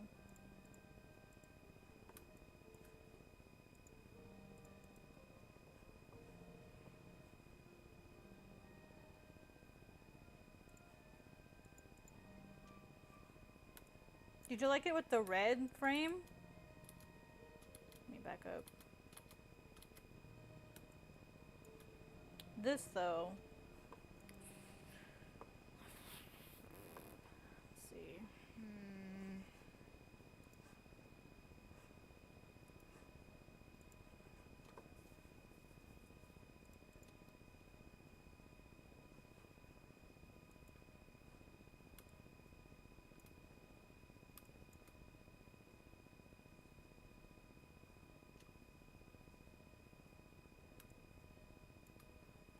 No, I guess let me hide all this stuff so we can actually see it. Is that too much?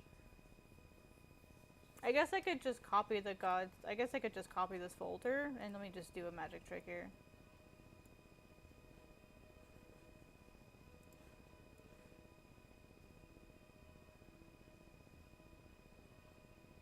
I guess that also looks good.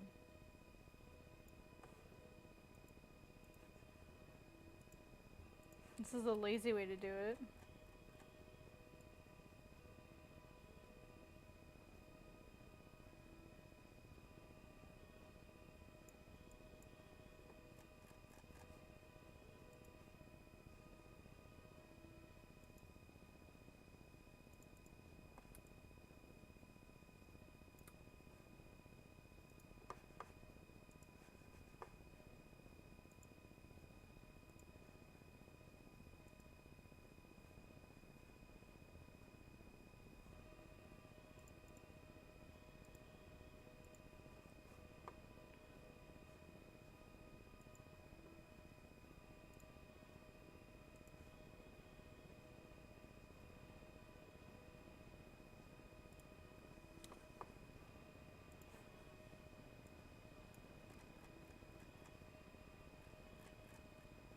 There we go. Are we finally done?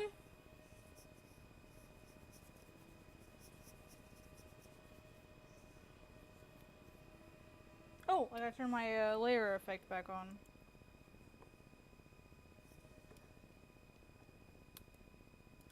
I don't like that now.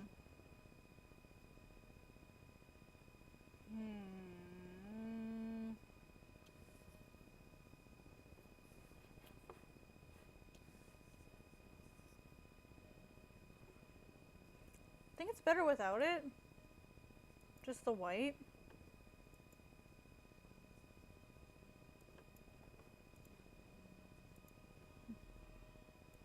Okay, like just barely there, maybe.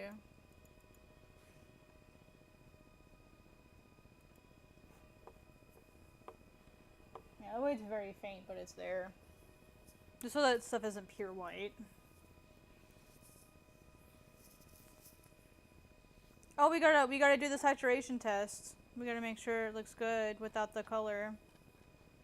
We turn all the color off, make sure it looks good still.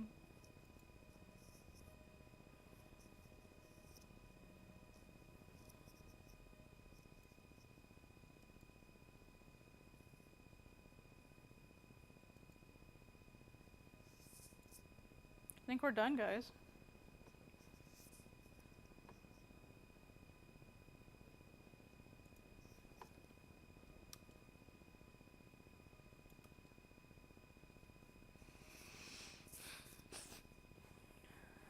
You think I'll stay with this one this time, Dustin? If I decide to make my cover again, I need someone to come break my fingers. I need someone to come break my fingers, so I'll leave it alone. Oh, I don't know. I feel these plants are too bright. They're too solid. Need to thin these just a tiny bit.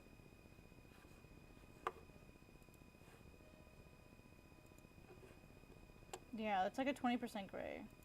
Let's try like a 15.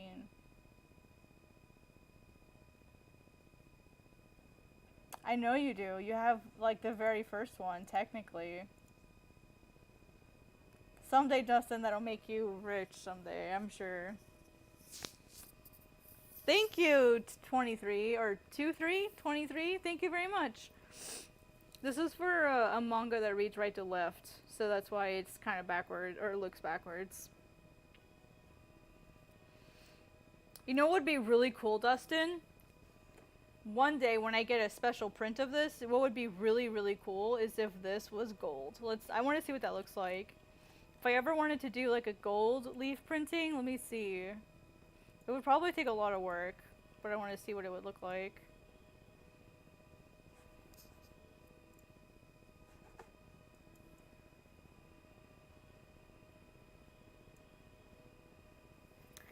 I saw that there was a Spanish winner. Is there an English winner? Because I didn't see an English winner. Is that true? That it was just the Spanish winner?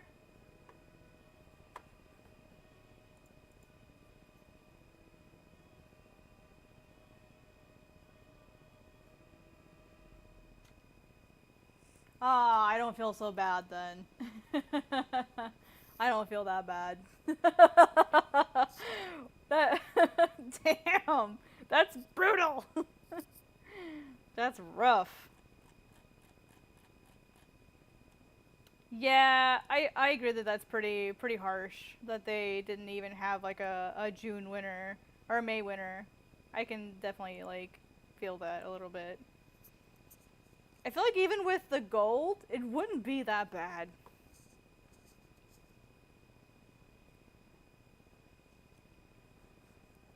Oh, what what layer is this? I have to fix that. Oh, that's the wrong layer.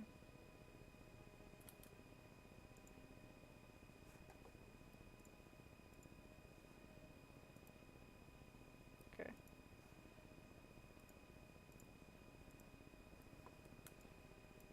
I mean, that looks kind of neat, maybe, sort of.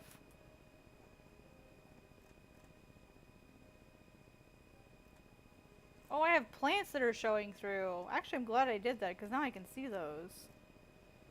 Get rid of that. I didn't see this before.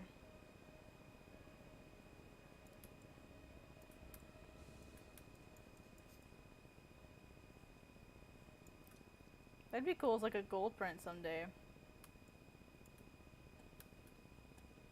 Yeah, just like for fun someday. It'd be like a shiny edition, literally.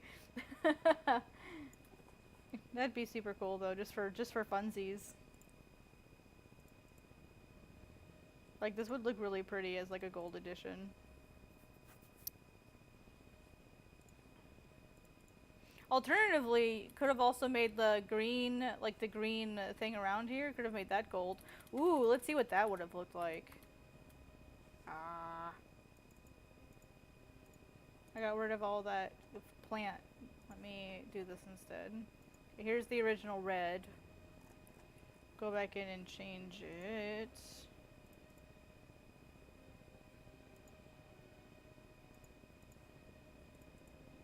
Okay, alright, now it's back to... Oh, and then I gotta fix the Godsbane too.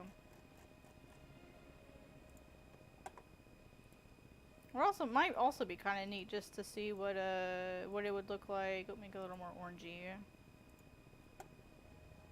Yep, this will be my physical cover. I already checked the CMYK, and that orangey red barely changes. So, coded or uncoded, it'll barely change, looks like. At least from the preview. I'll have to see how the actual proof will turn out. And I know everything will print like a lot darker than it looks, so I'll have to lighten like the blacks. I'll have to lighten a little bit, so that way those oranges will actually show. So I'll probably make everything like maybe 10% lighter. How many chapters in volume 1? 8. 8 chapters. There'll be 8 chapters in each volume, and there will be 8 volumes. So there will be 64 chapters total.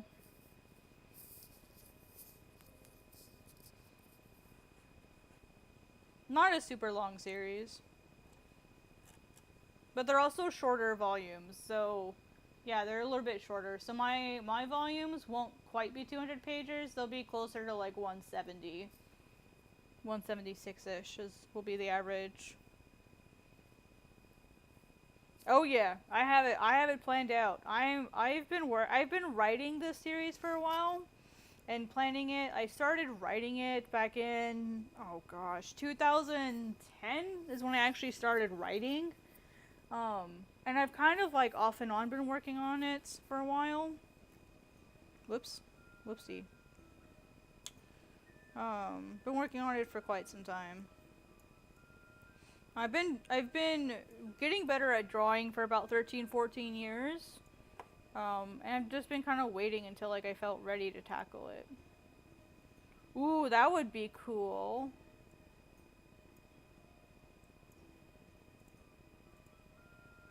To have that be gold? Ooh, that would be super cool.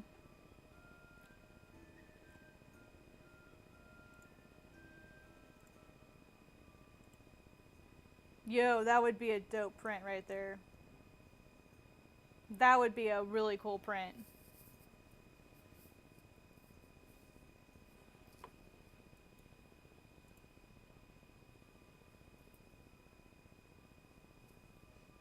That would be a really cool print. You can make this gold over here too. Like if you make this part gold, and then if you make this gold here, that gold in the flower in the frame will be really pretty. And then I can just make this whole thing gold. That'd be a really cool like special variant print maybe. For like special edition. Special edition or like an anniversary print maybe. Yeah, look how pretty that would be. Hell yeah.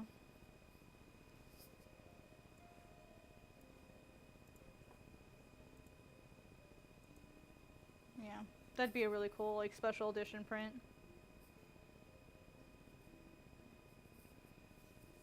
Let's see.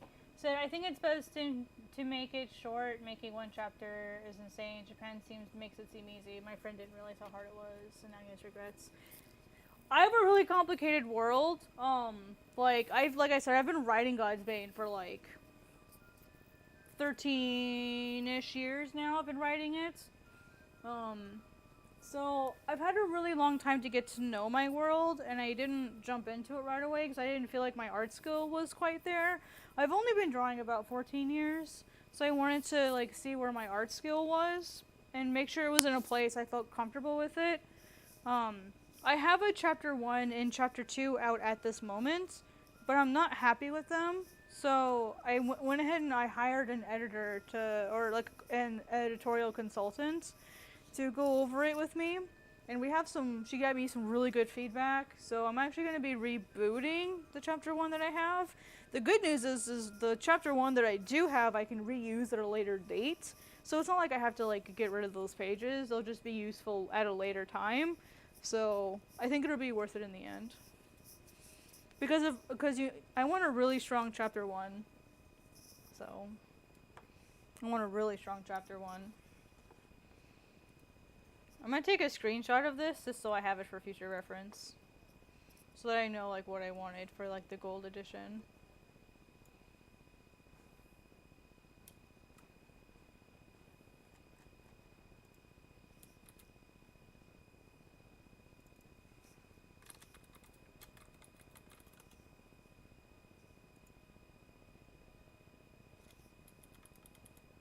I'll try it, it'll undo everything. It's okay, I'll paste it afterwards.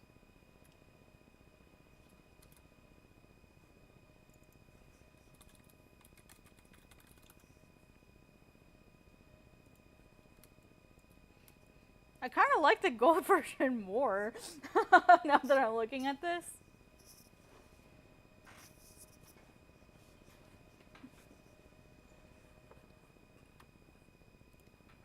Not gonna lie.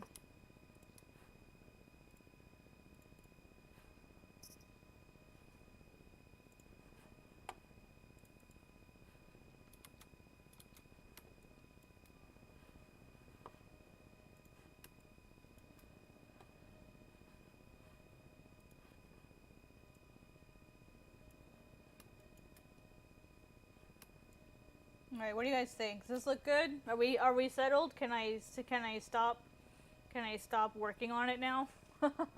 And go get some dinner before my second stream of the night? Let's have another one.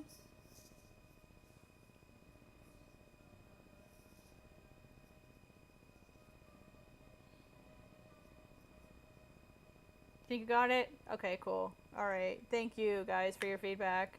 I'm so indecisive when it comes to adding color to anything. I'm so incredibly indecisive. Oh, hang on, 23. I missed one of your comments earlier. I wish they would give out more medals. I agree. I think they just don't want to do it because more medals means they would have more translators. I don't think that's the problem. If you're still here, 23, the reason why I'm going to say I disagree is one of the things that I learned studying the Jump version, they actually have a series of articles that they put out. Let me actually go grab it for you. And in this article, they actually talk about how the analytics that they look at. So it's technically in Japanese, so I apologize. But essentially, Miso, please don't touch my phone. Essentially, one of the things that they talk about is the data that they look at. They can see here this graph. I'll grab this graph for you, so that everyone else can see what I'm talking about.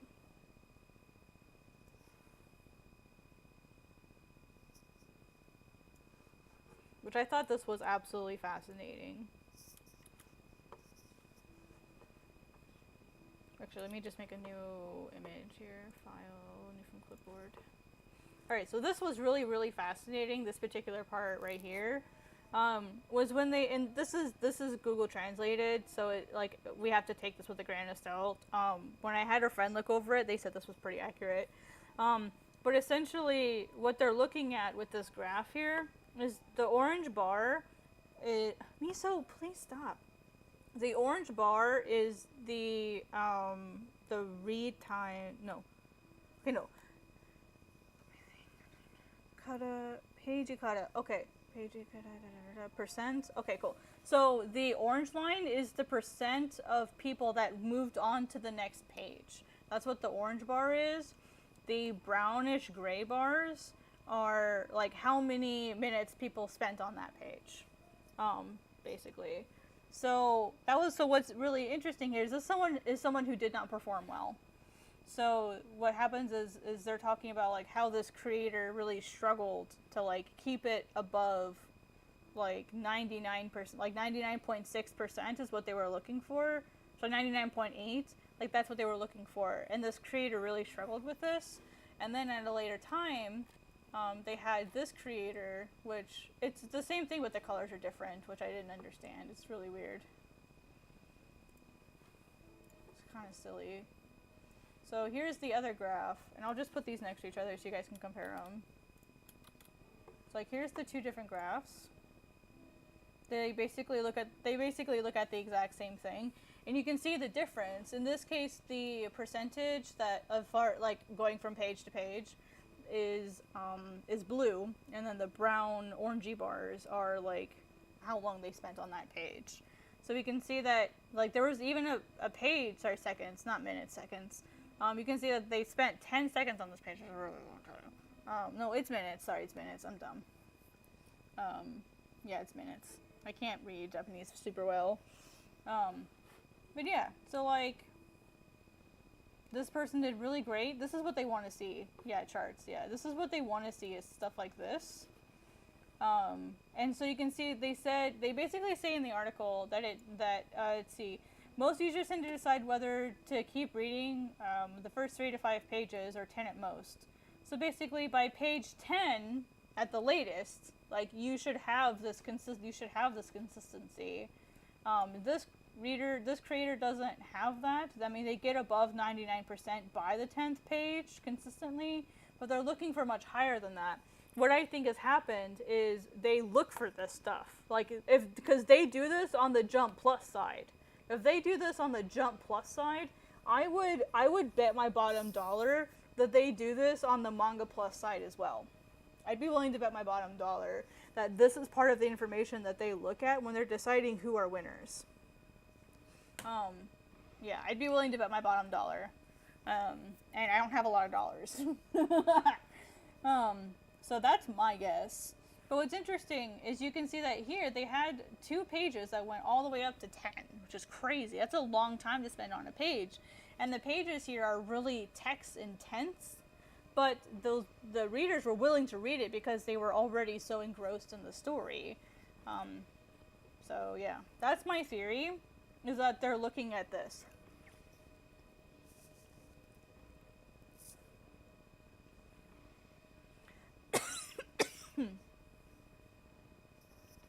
The problem, though, is when you're looking at examples like Naruto, that's not a good example to use. Or like the big popular creators. The creators that people should be paying attention to are the Jump Plus creators, and like the newer creators. Those are the ones that people need to be paying attention to. It's not necessarily the established pros, because the way that they are judged by by Jump and those editors is different than a new person. The way that new creators are judged, the way that new creators like put out their manga when they're just now starting to become professional, those are the people I think people should be paying attention to, because those are the newly professional. Like, that is the minimum bar. Like, whatever those people are putting out, that is the minimum bar that people need to be reaching for, as far as like a bare minimum skill level. Looking at someone like, like Kishimoto, Toriyama, Kubo, like all of those creators, like those people are at such a high level now that the perception of like that the editors have towards them is going to be different than someone who is like brand new, just now being published, never been published before. You know what I mean? Yeah. And what really sucks is, like, this kind of information is available on Manga Plus. But, like, it's hidden behind a ranking contest. Like, you have to win in the Art Street ranking on Manga Plus, you have to win a bronze award before you can have access to this information. I have access to this information on Global Comics. So, sort of. I have access to the page rate information to see, like, how long people are spending on pages. So I can actually see. This music is really loud. I can't hear my brain think.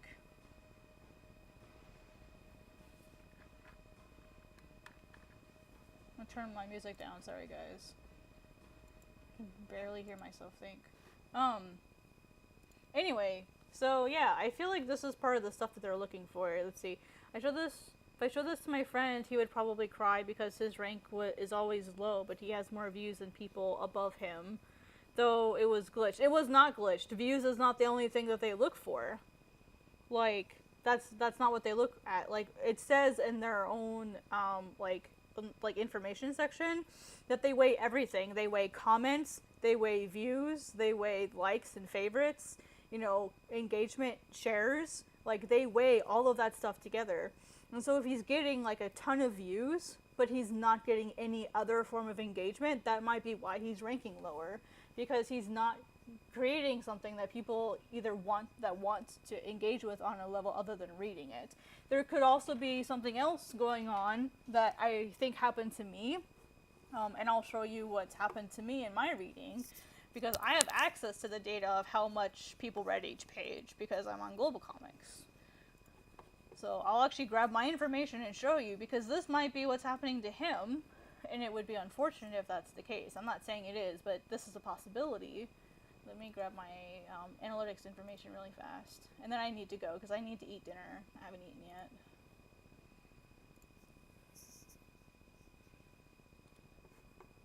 So he might have the same problem that I do.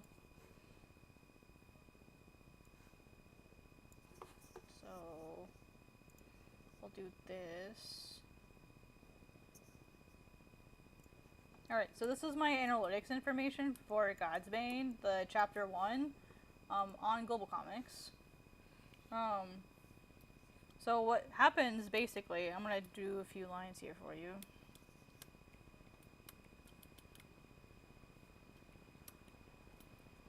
But see, reading retention is just as important. You have to care about your reading retention. You do. That's the unfortunate truth, but you have to care about your reading retention.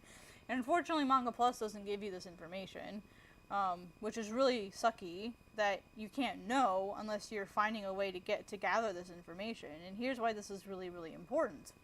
So for example, 550 is my top, right?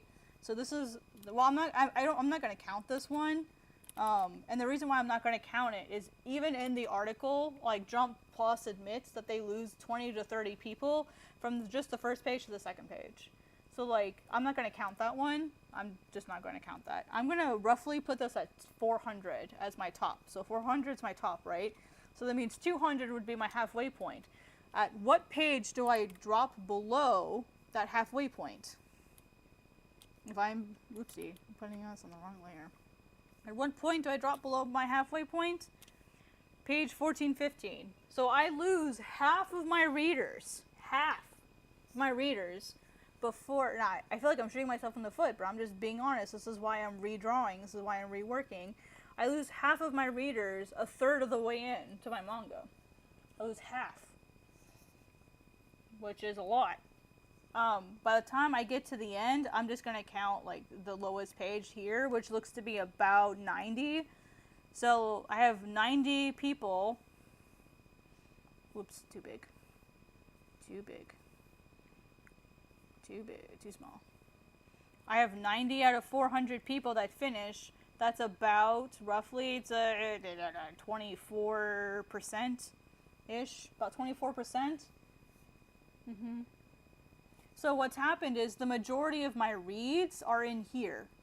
They're in this section. So he might have a really high number of people starting it, but maybe not finishing it.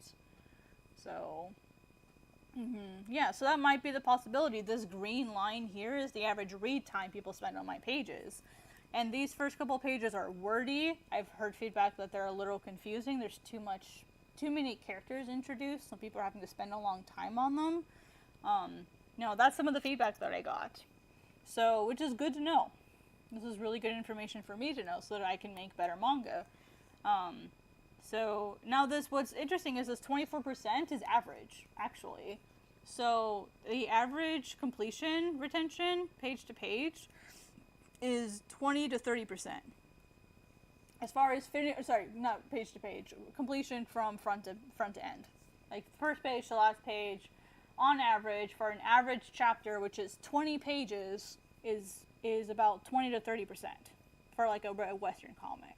I don't know what it is for manga. I would imagine it's the same or really similar, since it's about the same page length. So if you can hit that 20 to 30% number, you're average, and that's exactly where I am. I'm average, but if you want to be picked up, you have to be above average. You know what I mean? So this might be something that's interesting. Another note here is, like, what is my, like, completion, like, what's my page to page retention? Meaning, what is, of all of these pages, like, let's say I have 100 people read here and I have 98 here, and then 98% of those people read this one, and 98% of those people read this one, and 90% of those people read this one. The transitions from page to page, how many people do you lose and how many people do you keep? I actually keep that information myself, and I do all of that data input on my own because I want to, using this information because I can see how many page reads these are. The last time I checked, which was a while ago, was the 27th of May. I haven't checked it since because I've not been super big on promoting. My page-to-page retention average is 97%. So as pretty as all of this looks, like it looks like I'm not really losing that many, I'm still 2%, 2.5%, because I need to be at 99.8. I'm still 2.5% below the minimum if we're looking at like what the editors were looking for in their and now the graph that I showed you here, this is what they look for the people that they publish. Like if you're already published, this is what they look for. So yeah, all really interesting information. So I'm underperforming in multiple ways, which is fine. Like, am I a little sad about it? Yeah, it hurts my feelings a little bit. It does make me a little sad, but that's okay because I'm not aiming to be published, so that's okay. Like, but this also helps me learn where my weak spots are, and for me, this tells me that there's also a really big drop. I don't know if you guys can't quite see this right here, pages 5 and 6. There's an abnormally large drop there, and there's an abnormally large drop between 9 and 10. And then there's another one right here, 21 and 22. I need to figure out what's going on those pages to cause that abnormally large drop. These I know because these were added late. So I know what these are. These I'm not going to count because they're additional pages that I added last minute. The stats that I gave you here, these are the ones that they publish on the Jump Plus side. So once you become serialized with Jump Plus, this is the stuff that they look for. I gave a link to the article earlier if you want to read it yourself. But my guess is that I don't think that they're this strict with new creators because they can't expect creators who don't have editors to be able to work on this level. The creators that they work with here have editors. And the editors, will basically work with you based on the story that you have. A good editor will, but a good editor will also point out where your weak spots are. And stuff like this, with this graph, the bottom one tells me is that the first 9 to 10 pages are weak. Like, he doesn't even hit that bare minimum average until right here, right in this area. So these pages aren't very gripping. They're not very solid. You know what I mean? So he doesn't have a chapter here that's really exciting for people. And he's got 30 pages. So he's doing way better than me. He's doing way better than I am. And see, also he goes above 99 and then drops again. This person, once they hit 99.8, they stay above 99.8. That's a great series. I can't even, I do get to 99 sometimes. I have some pages, like here's my percentages. Let's see, 100, and then it drops down to 76, 96%, 91%, 99%, 89%, 94%. The majority of my pages are between 90 and 90, what's the green? Are between 90 and 95% are the majority of my pages. And then from pages, here, I'll show you using this graph. So, let's see, that was page 21, 22. So, in this chunk of the graph, I average 90 to 95% retention rate, 95%. And then in this chunk, I average 90, oopsie, nope, this chunk right here. In this chunk here, I average 97.2. And then in this chunk, I actually average more because I have this comes up. I have some special art at the end. So I actually average a lot better. From page 40 to the end, I average 104.3. As far as like percentages go for my manga. You can see I have 3 very clear sections that perform very differently. So, some of the data I've been able to get. Yeah, I feel that's why we're not getting any gold winners yet. I feel like there aren't any people that have reached their level of specificity with what they're looking for. So I don't feel like it's them being mean. I feel like there just hasn't been a creator yet that's hit that. I mean, think about it. How many people get published by Jump? How many people have been published by Jump of all time? And then think about the people who have been published by Jump that become crazy successes, like Oda, Kishimoto, Togashi. Like, how many of those people exist? This is a 1 in a million person that they're looking to find, to be honest. It's going to be really, really hard to find that person. I wouldn't be surprised if we go the whole first year with no gold winners. I mean, we only have, yeah, it's a lot. You know, this is the kind of stuff that I look at when I'm grading my own work. Like, how's it performing? What are the analytics that I'm looking at? Do I have any abnormal weak spots that are going on? Hi, Art Rich Studio, how are you doing? We're talking analytics and comics, and I just finished working on a cover. I'll show you really quick. This is what I was working on earlier. I completed it, so we're talking like analytics and stuff. But yeah, so when it comes to like your analytics and stuff, it's really important to be critical of yourself in a way that's productive and not go, wow, my stuff sucks, why is it not performing well? And instead say, what can I do to improve it and where can I find these weak spots? So, it is tough, but I don't think that should be discouraging. That should be something that turns, instead of like being sad about it, turn it into, okay, like clearly there's a game here. Clearly there's a puzzle here. There's a set of rules. What are those rules or guidelines is a better word. What are those guidelines that I need to know so that I can be sure that I'm performing at my best? I'm very privileged to work for a comic hosting platform where I can have that information and know and be able to speak with publishers and speak with other professionals and say, hey, like, how does this stuff work? And I'm very lucky to have that position. I do that during the day. That's my day job. I work for Global Comics as an associate community manager. So I help with the community management as far as helping creators grow, helping creators learn. Like, that's literally what I do during the day. That's why I like streaming, is I like people. You know, that's what I do during the day. And then at night, I work on my own manga, trying to improve and grow and make it better. You know, every day, just get better a little bit every day. So, I personally don't like Amazon just because I have a beef with Amazon. I think that's a great solution for a lot of people. I think ultimately what you should do is you should decide, what are my goals? So here's the thing. You have multiple different markets that you can work in. There's way more. So, well, let me explain what I mean by markets. There's a bunch of different possible markets that you can work in sell to when you're trying to sell your comic. And I'll sell you an article that my colleague wrote that explains all of them in a really, really good way. Like, it was really helpful for me because I didn't know any of this stuff until I read his article. Sorry, I gotta find it. So I'll put a link in here. Here we go. Yeah, I'm self-publishing from here on out. Unless a publisher reaches out to me, I am fully self-published from now on. Gotta live that doujinshi lifestyle, you know what I mean?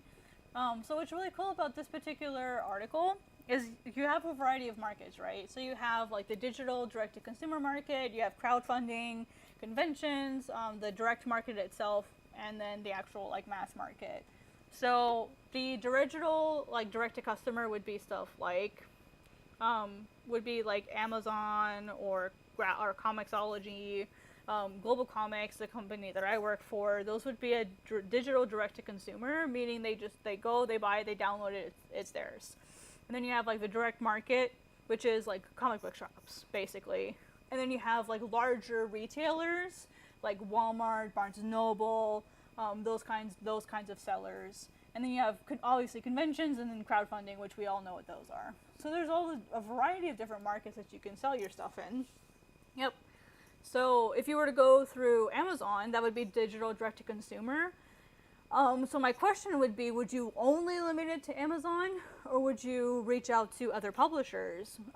Comixology at the moment is having a lot of problems with its reader base. A lot of the readers don't really like the Amazon/Comixology interface. It's gone through a lot of problems. A lot of creators themselves are also losing faith in it because they don't like the system. So while you can technically publish through that, my suggestion to you would be to look into other markets and not rely solely on Amazon KDP. I feel like that's also a great way to get physical books in hand, because, printing, obviously. So I feel like that's a great way to look at it. But another really great option that's really doing well is crowdfunding. But that also depends on what is your level of marketing, comfort. How comfortable are you with doing your own marketing, doing your own promotion? Or do you have the money to hire someone else to do that for you? What kind of network do you have already? Like, do you have an extensive network? Do you have that sort of thing? Yep, yeah, crowdfunding is really expensive, yeah. It can be really expensive as a consumer. I support my friends on Kickstarter too, and I usually just go with the digital version. I don't like collecting physical books at the moment, just because I have like a 280 square foot studio. I don't have a lot of space. So I try to keep the books that I physically purchase down to a minimum. But usually what I'll do, like as an alternative, is I'll buy the digital version, and then I'll add the difference as a tip. That way they still get like the pay for the print version, but I don't get the print version. That's what I usually end up doing for my friends, and other people and other books that I want to support. So I have a very extensive PDF library. I have too many PDFs. But that would be my suggestion to you. It'd be to look at the different markets through the link that I gave you, and just get a basic information on what they are, advantages, disadvantages, and then look into other options. Conventions are also getting more expensive for like tabling and stuff, so once you have a couple books, you could definitely do that. And then stuff like the mass market would be really hard. And when you have print books, definitely try the direct market. Comic book stores love supporting local creators. So definitely, and just bookstores in general, any bookstore. Doesn't matter if it's like that small cafe, coffee shop. Like, I'm sure they would love to sell an indie creator's book, right? So definitely don't dismiss the direct market just because you're not published. Definitely look into as many like small bookstores, especially the local comic book stores that you have in your area, and see if they would love to have you. Sometimes they may do like a special event or a signing even. So definitely look into those as options. I'm gonna give you a suggestion, and I'll preface this by saying that I'm slightly biased. I work for Global Comics, the company that I gave you the link to. It's also a digital to direct. You can sell PDFs there. You can also set up early access if you're continuing to make the comic. So like if you're going to make it, you can set up, early access by donations, just donations by themselves. You can set up paid page reads so that people have to pay to read the page with the site subscription basically. Or you can sell the PDFs, or you can choose to make it free to read and then just buy the PDF. That's what I do. My manga is free to read, and then if people want a PDF, they can buy it. So, and then I have memberships for people who want like extras and stuff. So that's completely optional. There's a lot of different things, but look at all these other platforms that offer ways for you to sell rather than only sticking to Amazon, unless there's some form of exclusivity that I'm not aware of. I don't think there's an exclusivity when it comes to Amazon KDP. I don't believe so. Maybe there's like a period of exclusivity. I don't know. I've never looked into it myself because I don't want to go through Amazon. If I do any printing, it'll be through crowdfunding because I have a pretty extensive network. So I'll just be going through crowdfunding. That's what I'm going to do. So, do you have any other questions? I'm sorry that was kind of a long answer. But there's a lot to talk about when it comes to looking at things like different markets and what works for me and what works for the other person. And, you know, if you want to start looking at doing tabling at conventions, my suggestion would be to share a table with someone. And go to conventions just for the portfolio reviews, just for the feedback. Like, that alone, I think, is worth going to a convention. What's really cool is a lot of publishers will set up portfolio reviews so that you can register for in advance. Just that networking opportunity, it's really, really awesome. Just to hear, like, words from a professional, which, I mean, that can go either way. I mean, if they like it, they like it. If they don't, they'll tell you. You know what I mean? I hope that was helpful. So, alright, well, it's 10:30. I have about 30 minutes before I stream again. I really need to go eat. Was there any mini, wow, are there any other, like, last minute questions before I go go stretch my legs, get some rest, and go get some food? Yeah, I work there. I work at Global Comics. Hi, my name is Kat Jackson. I'm on the Global Comics community team. I'm an associate community manager. So part of what I do is I help other creators grow and learn. I write a lot of the educational articles on the platform, and then I also do a lot of the social media management. So, not social media management, I sort of supervise the social media is a better way of phrasing that. So if you ever in the future have questions, like, just let me know. If you have any questions, you feel free to reach out to me at any time that you have my channel. If you want, I can give you my Twitter, or something else, so that if you ever want to message me in the future, I'll go ahead and give you my Twitter. And if you want to ask me anything else, about anything, it doesn't have to be about Global Comics, just comics in general, just let me know, and I'll give you what information I can.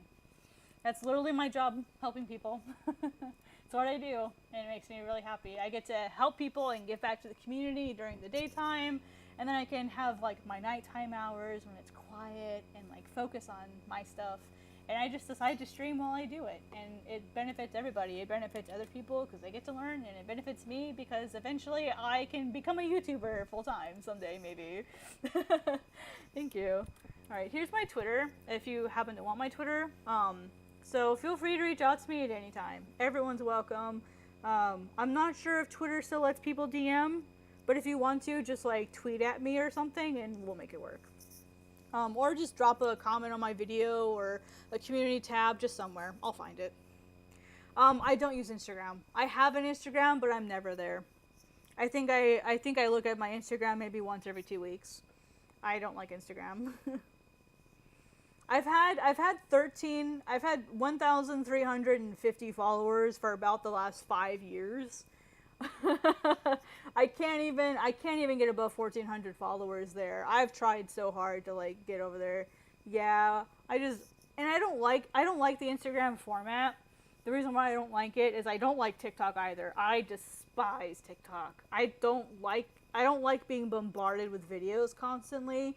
It really stresses me out. Especially, like, YouTube Shorts. I hate YouTube Shorts. I hate Instagram Reels. I hate TikTok. I don't like being bombarded by videos constantly. And whenever I go to Instagram to, like, look at my friends' posts, all it is just Reels everywhere. Like, I don't like it very much, to be completely honest. It's stressful to navigate. So, that's actually the reason why I'm not there. That's the reason why I'm not there. Yeah.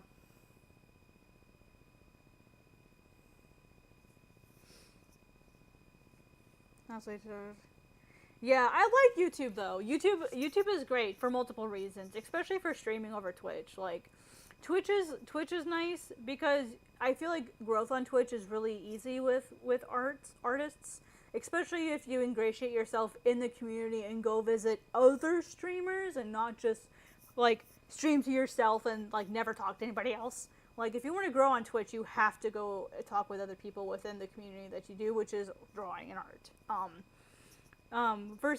And that's all you get. Like, but with YouTube, you can have standard content, you can have evergreen content to keep you going. My 2 most popular videos are evergreen content. It's a tutorial about screen tones and a tutorial about line art, I think. Those are my 2 most popular videos after all this time. They're also my top earners. And with those videos, I was able to keep growing even when I stopped streaming for a year and a half. Like, I grew subscribers despite being, like, a dead channel for a year and a half. because I was busy with health issues, and my cat had health issues and a cancer scare, and then I had COVID, and I got busy with NDA work, trying to pay the bills. It was crazy. So, yeah. Oh, okay. See that screen time video.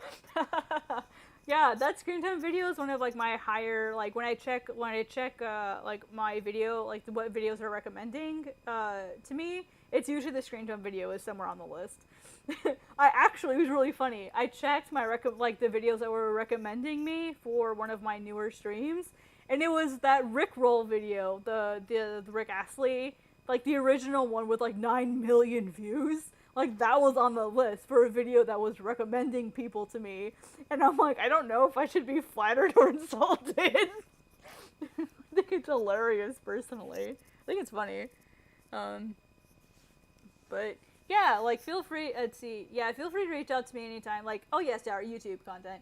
With YouTube, you can have, like, standard content, you can have evergreen content, you can have live stream content. Like you have a community tab where you can like make regular posts once you reach a certain level of subscribers. You can have like the memberships, just like Twitch has subscribers. Like you literally get so much more bang for your buck in terms of the effort that you have to put in to get somewhere. Now, I feel like with Twitch, because the whole point of Twitch is to subscribe to people and with like the monthly tier system, I feel like that might be where it does better than YouTube, because memberships are a thing here on YouTube, but they're like not the really big deal. The big deal is just watching stuff or doing super chats during live streams and donating money during live streams. Like, that's a thing. But I feel like the primary focus on Twitch is the subscribing things and gifting subscriptions and stuff. Versus on YouTube, the creators themselves have way more possibilities, way more options for how they want to do their channel. So I feel like it really depends on what you want to do. And I'm someone that I like having live streams. Obviously, I'm a social person. Like I'm a social butterfly when it comes to art and comics. If it's anything else, no. But yeah, so this works out really well. For live streaming works out really well for me. And what's super duper cool now about the YouTube algorithm, if you didn't know this, is they're all different algorithms now. Like the shorts algorithm is different than the live stream algorithm, and the live stream algorithm is different than the standard content algorithm. They're all separated now. And a couple years ago, they weren't. They were all just one giant mass. And I feel like now, I've been back streaming for 4 or 5 days now. Now I'm growing a lot better. Like, my live streams themselves are doing a lot better than they did before. Even though I'm getting less people overall that are stopping by than I did before. I've been on hiatus for 1.5 years. Of course I'm going to have less people than before. But over time, I feel like it'll definitely benefit to have separate algorithms. Now, the downside is there's less people in those algorithms, you know what I mean? But they're more niche. They're more the target audience that I'm looking for, rather than just like trying to throw a catch nut to everybody. Psychographics and demographics and target audiences, man, like it's important for marketing purposes. So having a different algorithm, I think, will be helpful. I'm optimistic. Let's put it that way. So I hope that was helpful to you guys. I hope you guys had a great stream. I'm going to go eat and get ready for my next stream. The next stream will start, for me, probably in about 30 minutes. So maybe about 11:15, 11:30. So about 30 to 45 minutes. I'll join in on my friend's stream. It's called Quack, the Quasar Art Collective. We're basically a bunch of comic artists. Comic and manga artists that we do what's called body doubling, where we all kind of stream together and just talk art stuff. So it's kind of a fun stream. I do that in the evenings with my friends. So that's why you'll see probably 2 live streams from me a day. You'll see my primary stream, which is this one, and then you'll see a secondary stream, which is called the Quasar Art Collective. You'll see 2. At minimum, the Quasar Art Collective you'll see. There may be a few days occasionally where yep, that's on this channel. You should get a notification for it, just like my normal live streams. So I think so. What I'm gonna do is I'm gonna log into a different. Let's see. I'm gonna log into a different channel, or a different, yeah, I have like a goof channel or whatever, like a spoof channel that I test things on. Another moderator handled this. I don't have another moderator.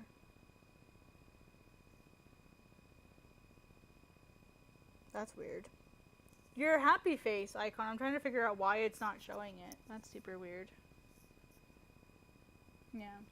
Yeah, it'll be about 5 hours of streaming today. So, which honestly is normal for me. Like, if you knew me way back when I was consistent, like a 5, 7, 8 hour stream wasn't abnormal for me. I would literally get home and just stream the entire night. So, alright, thanks guys for stopping by. I really appreciate it. If you guys haven't yet, I would appreciate a like and subscribe. It helps my channel grow. And of course, feel free to share my stuff with everybody else.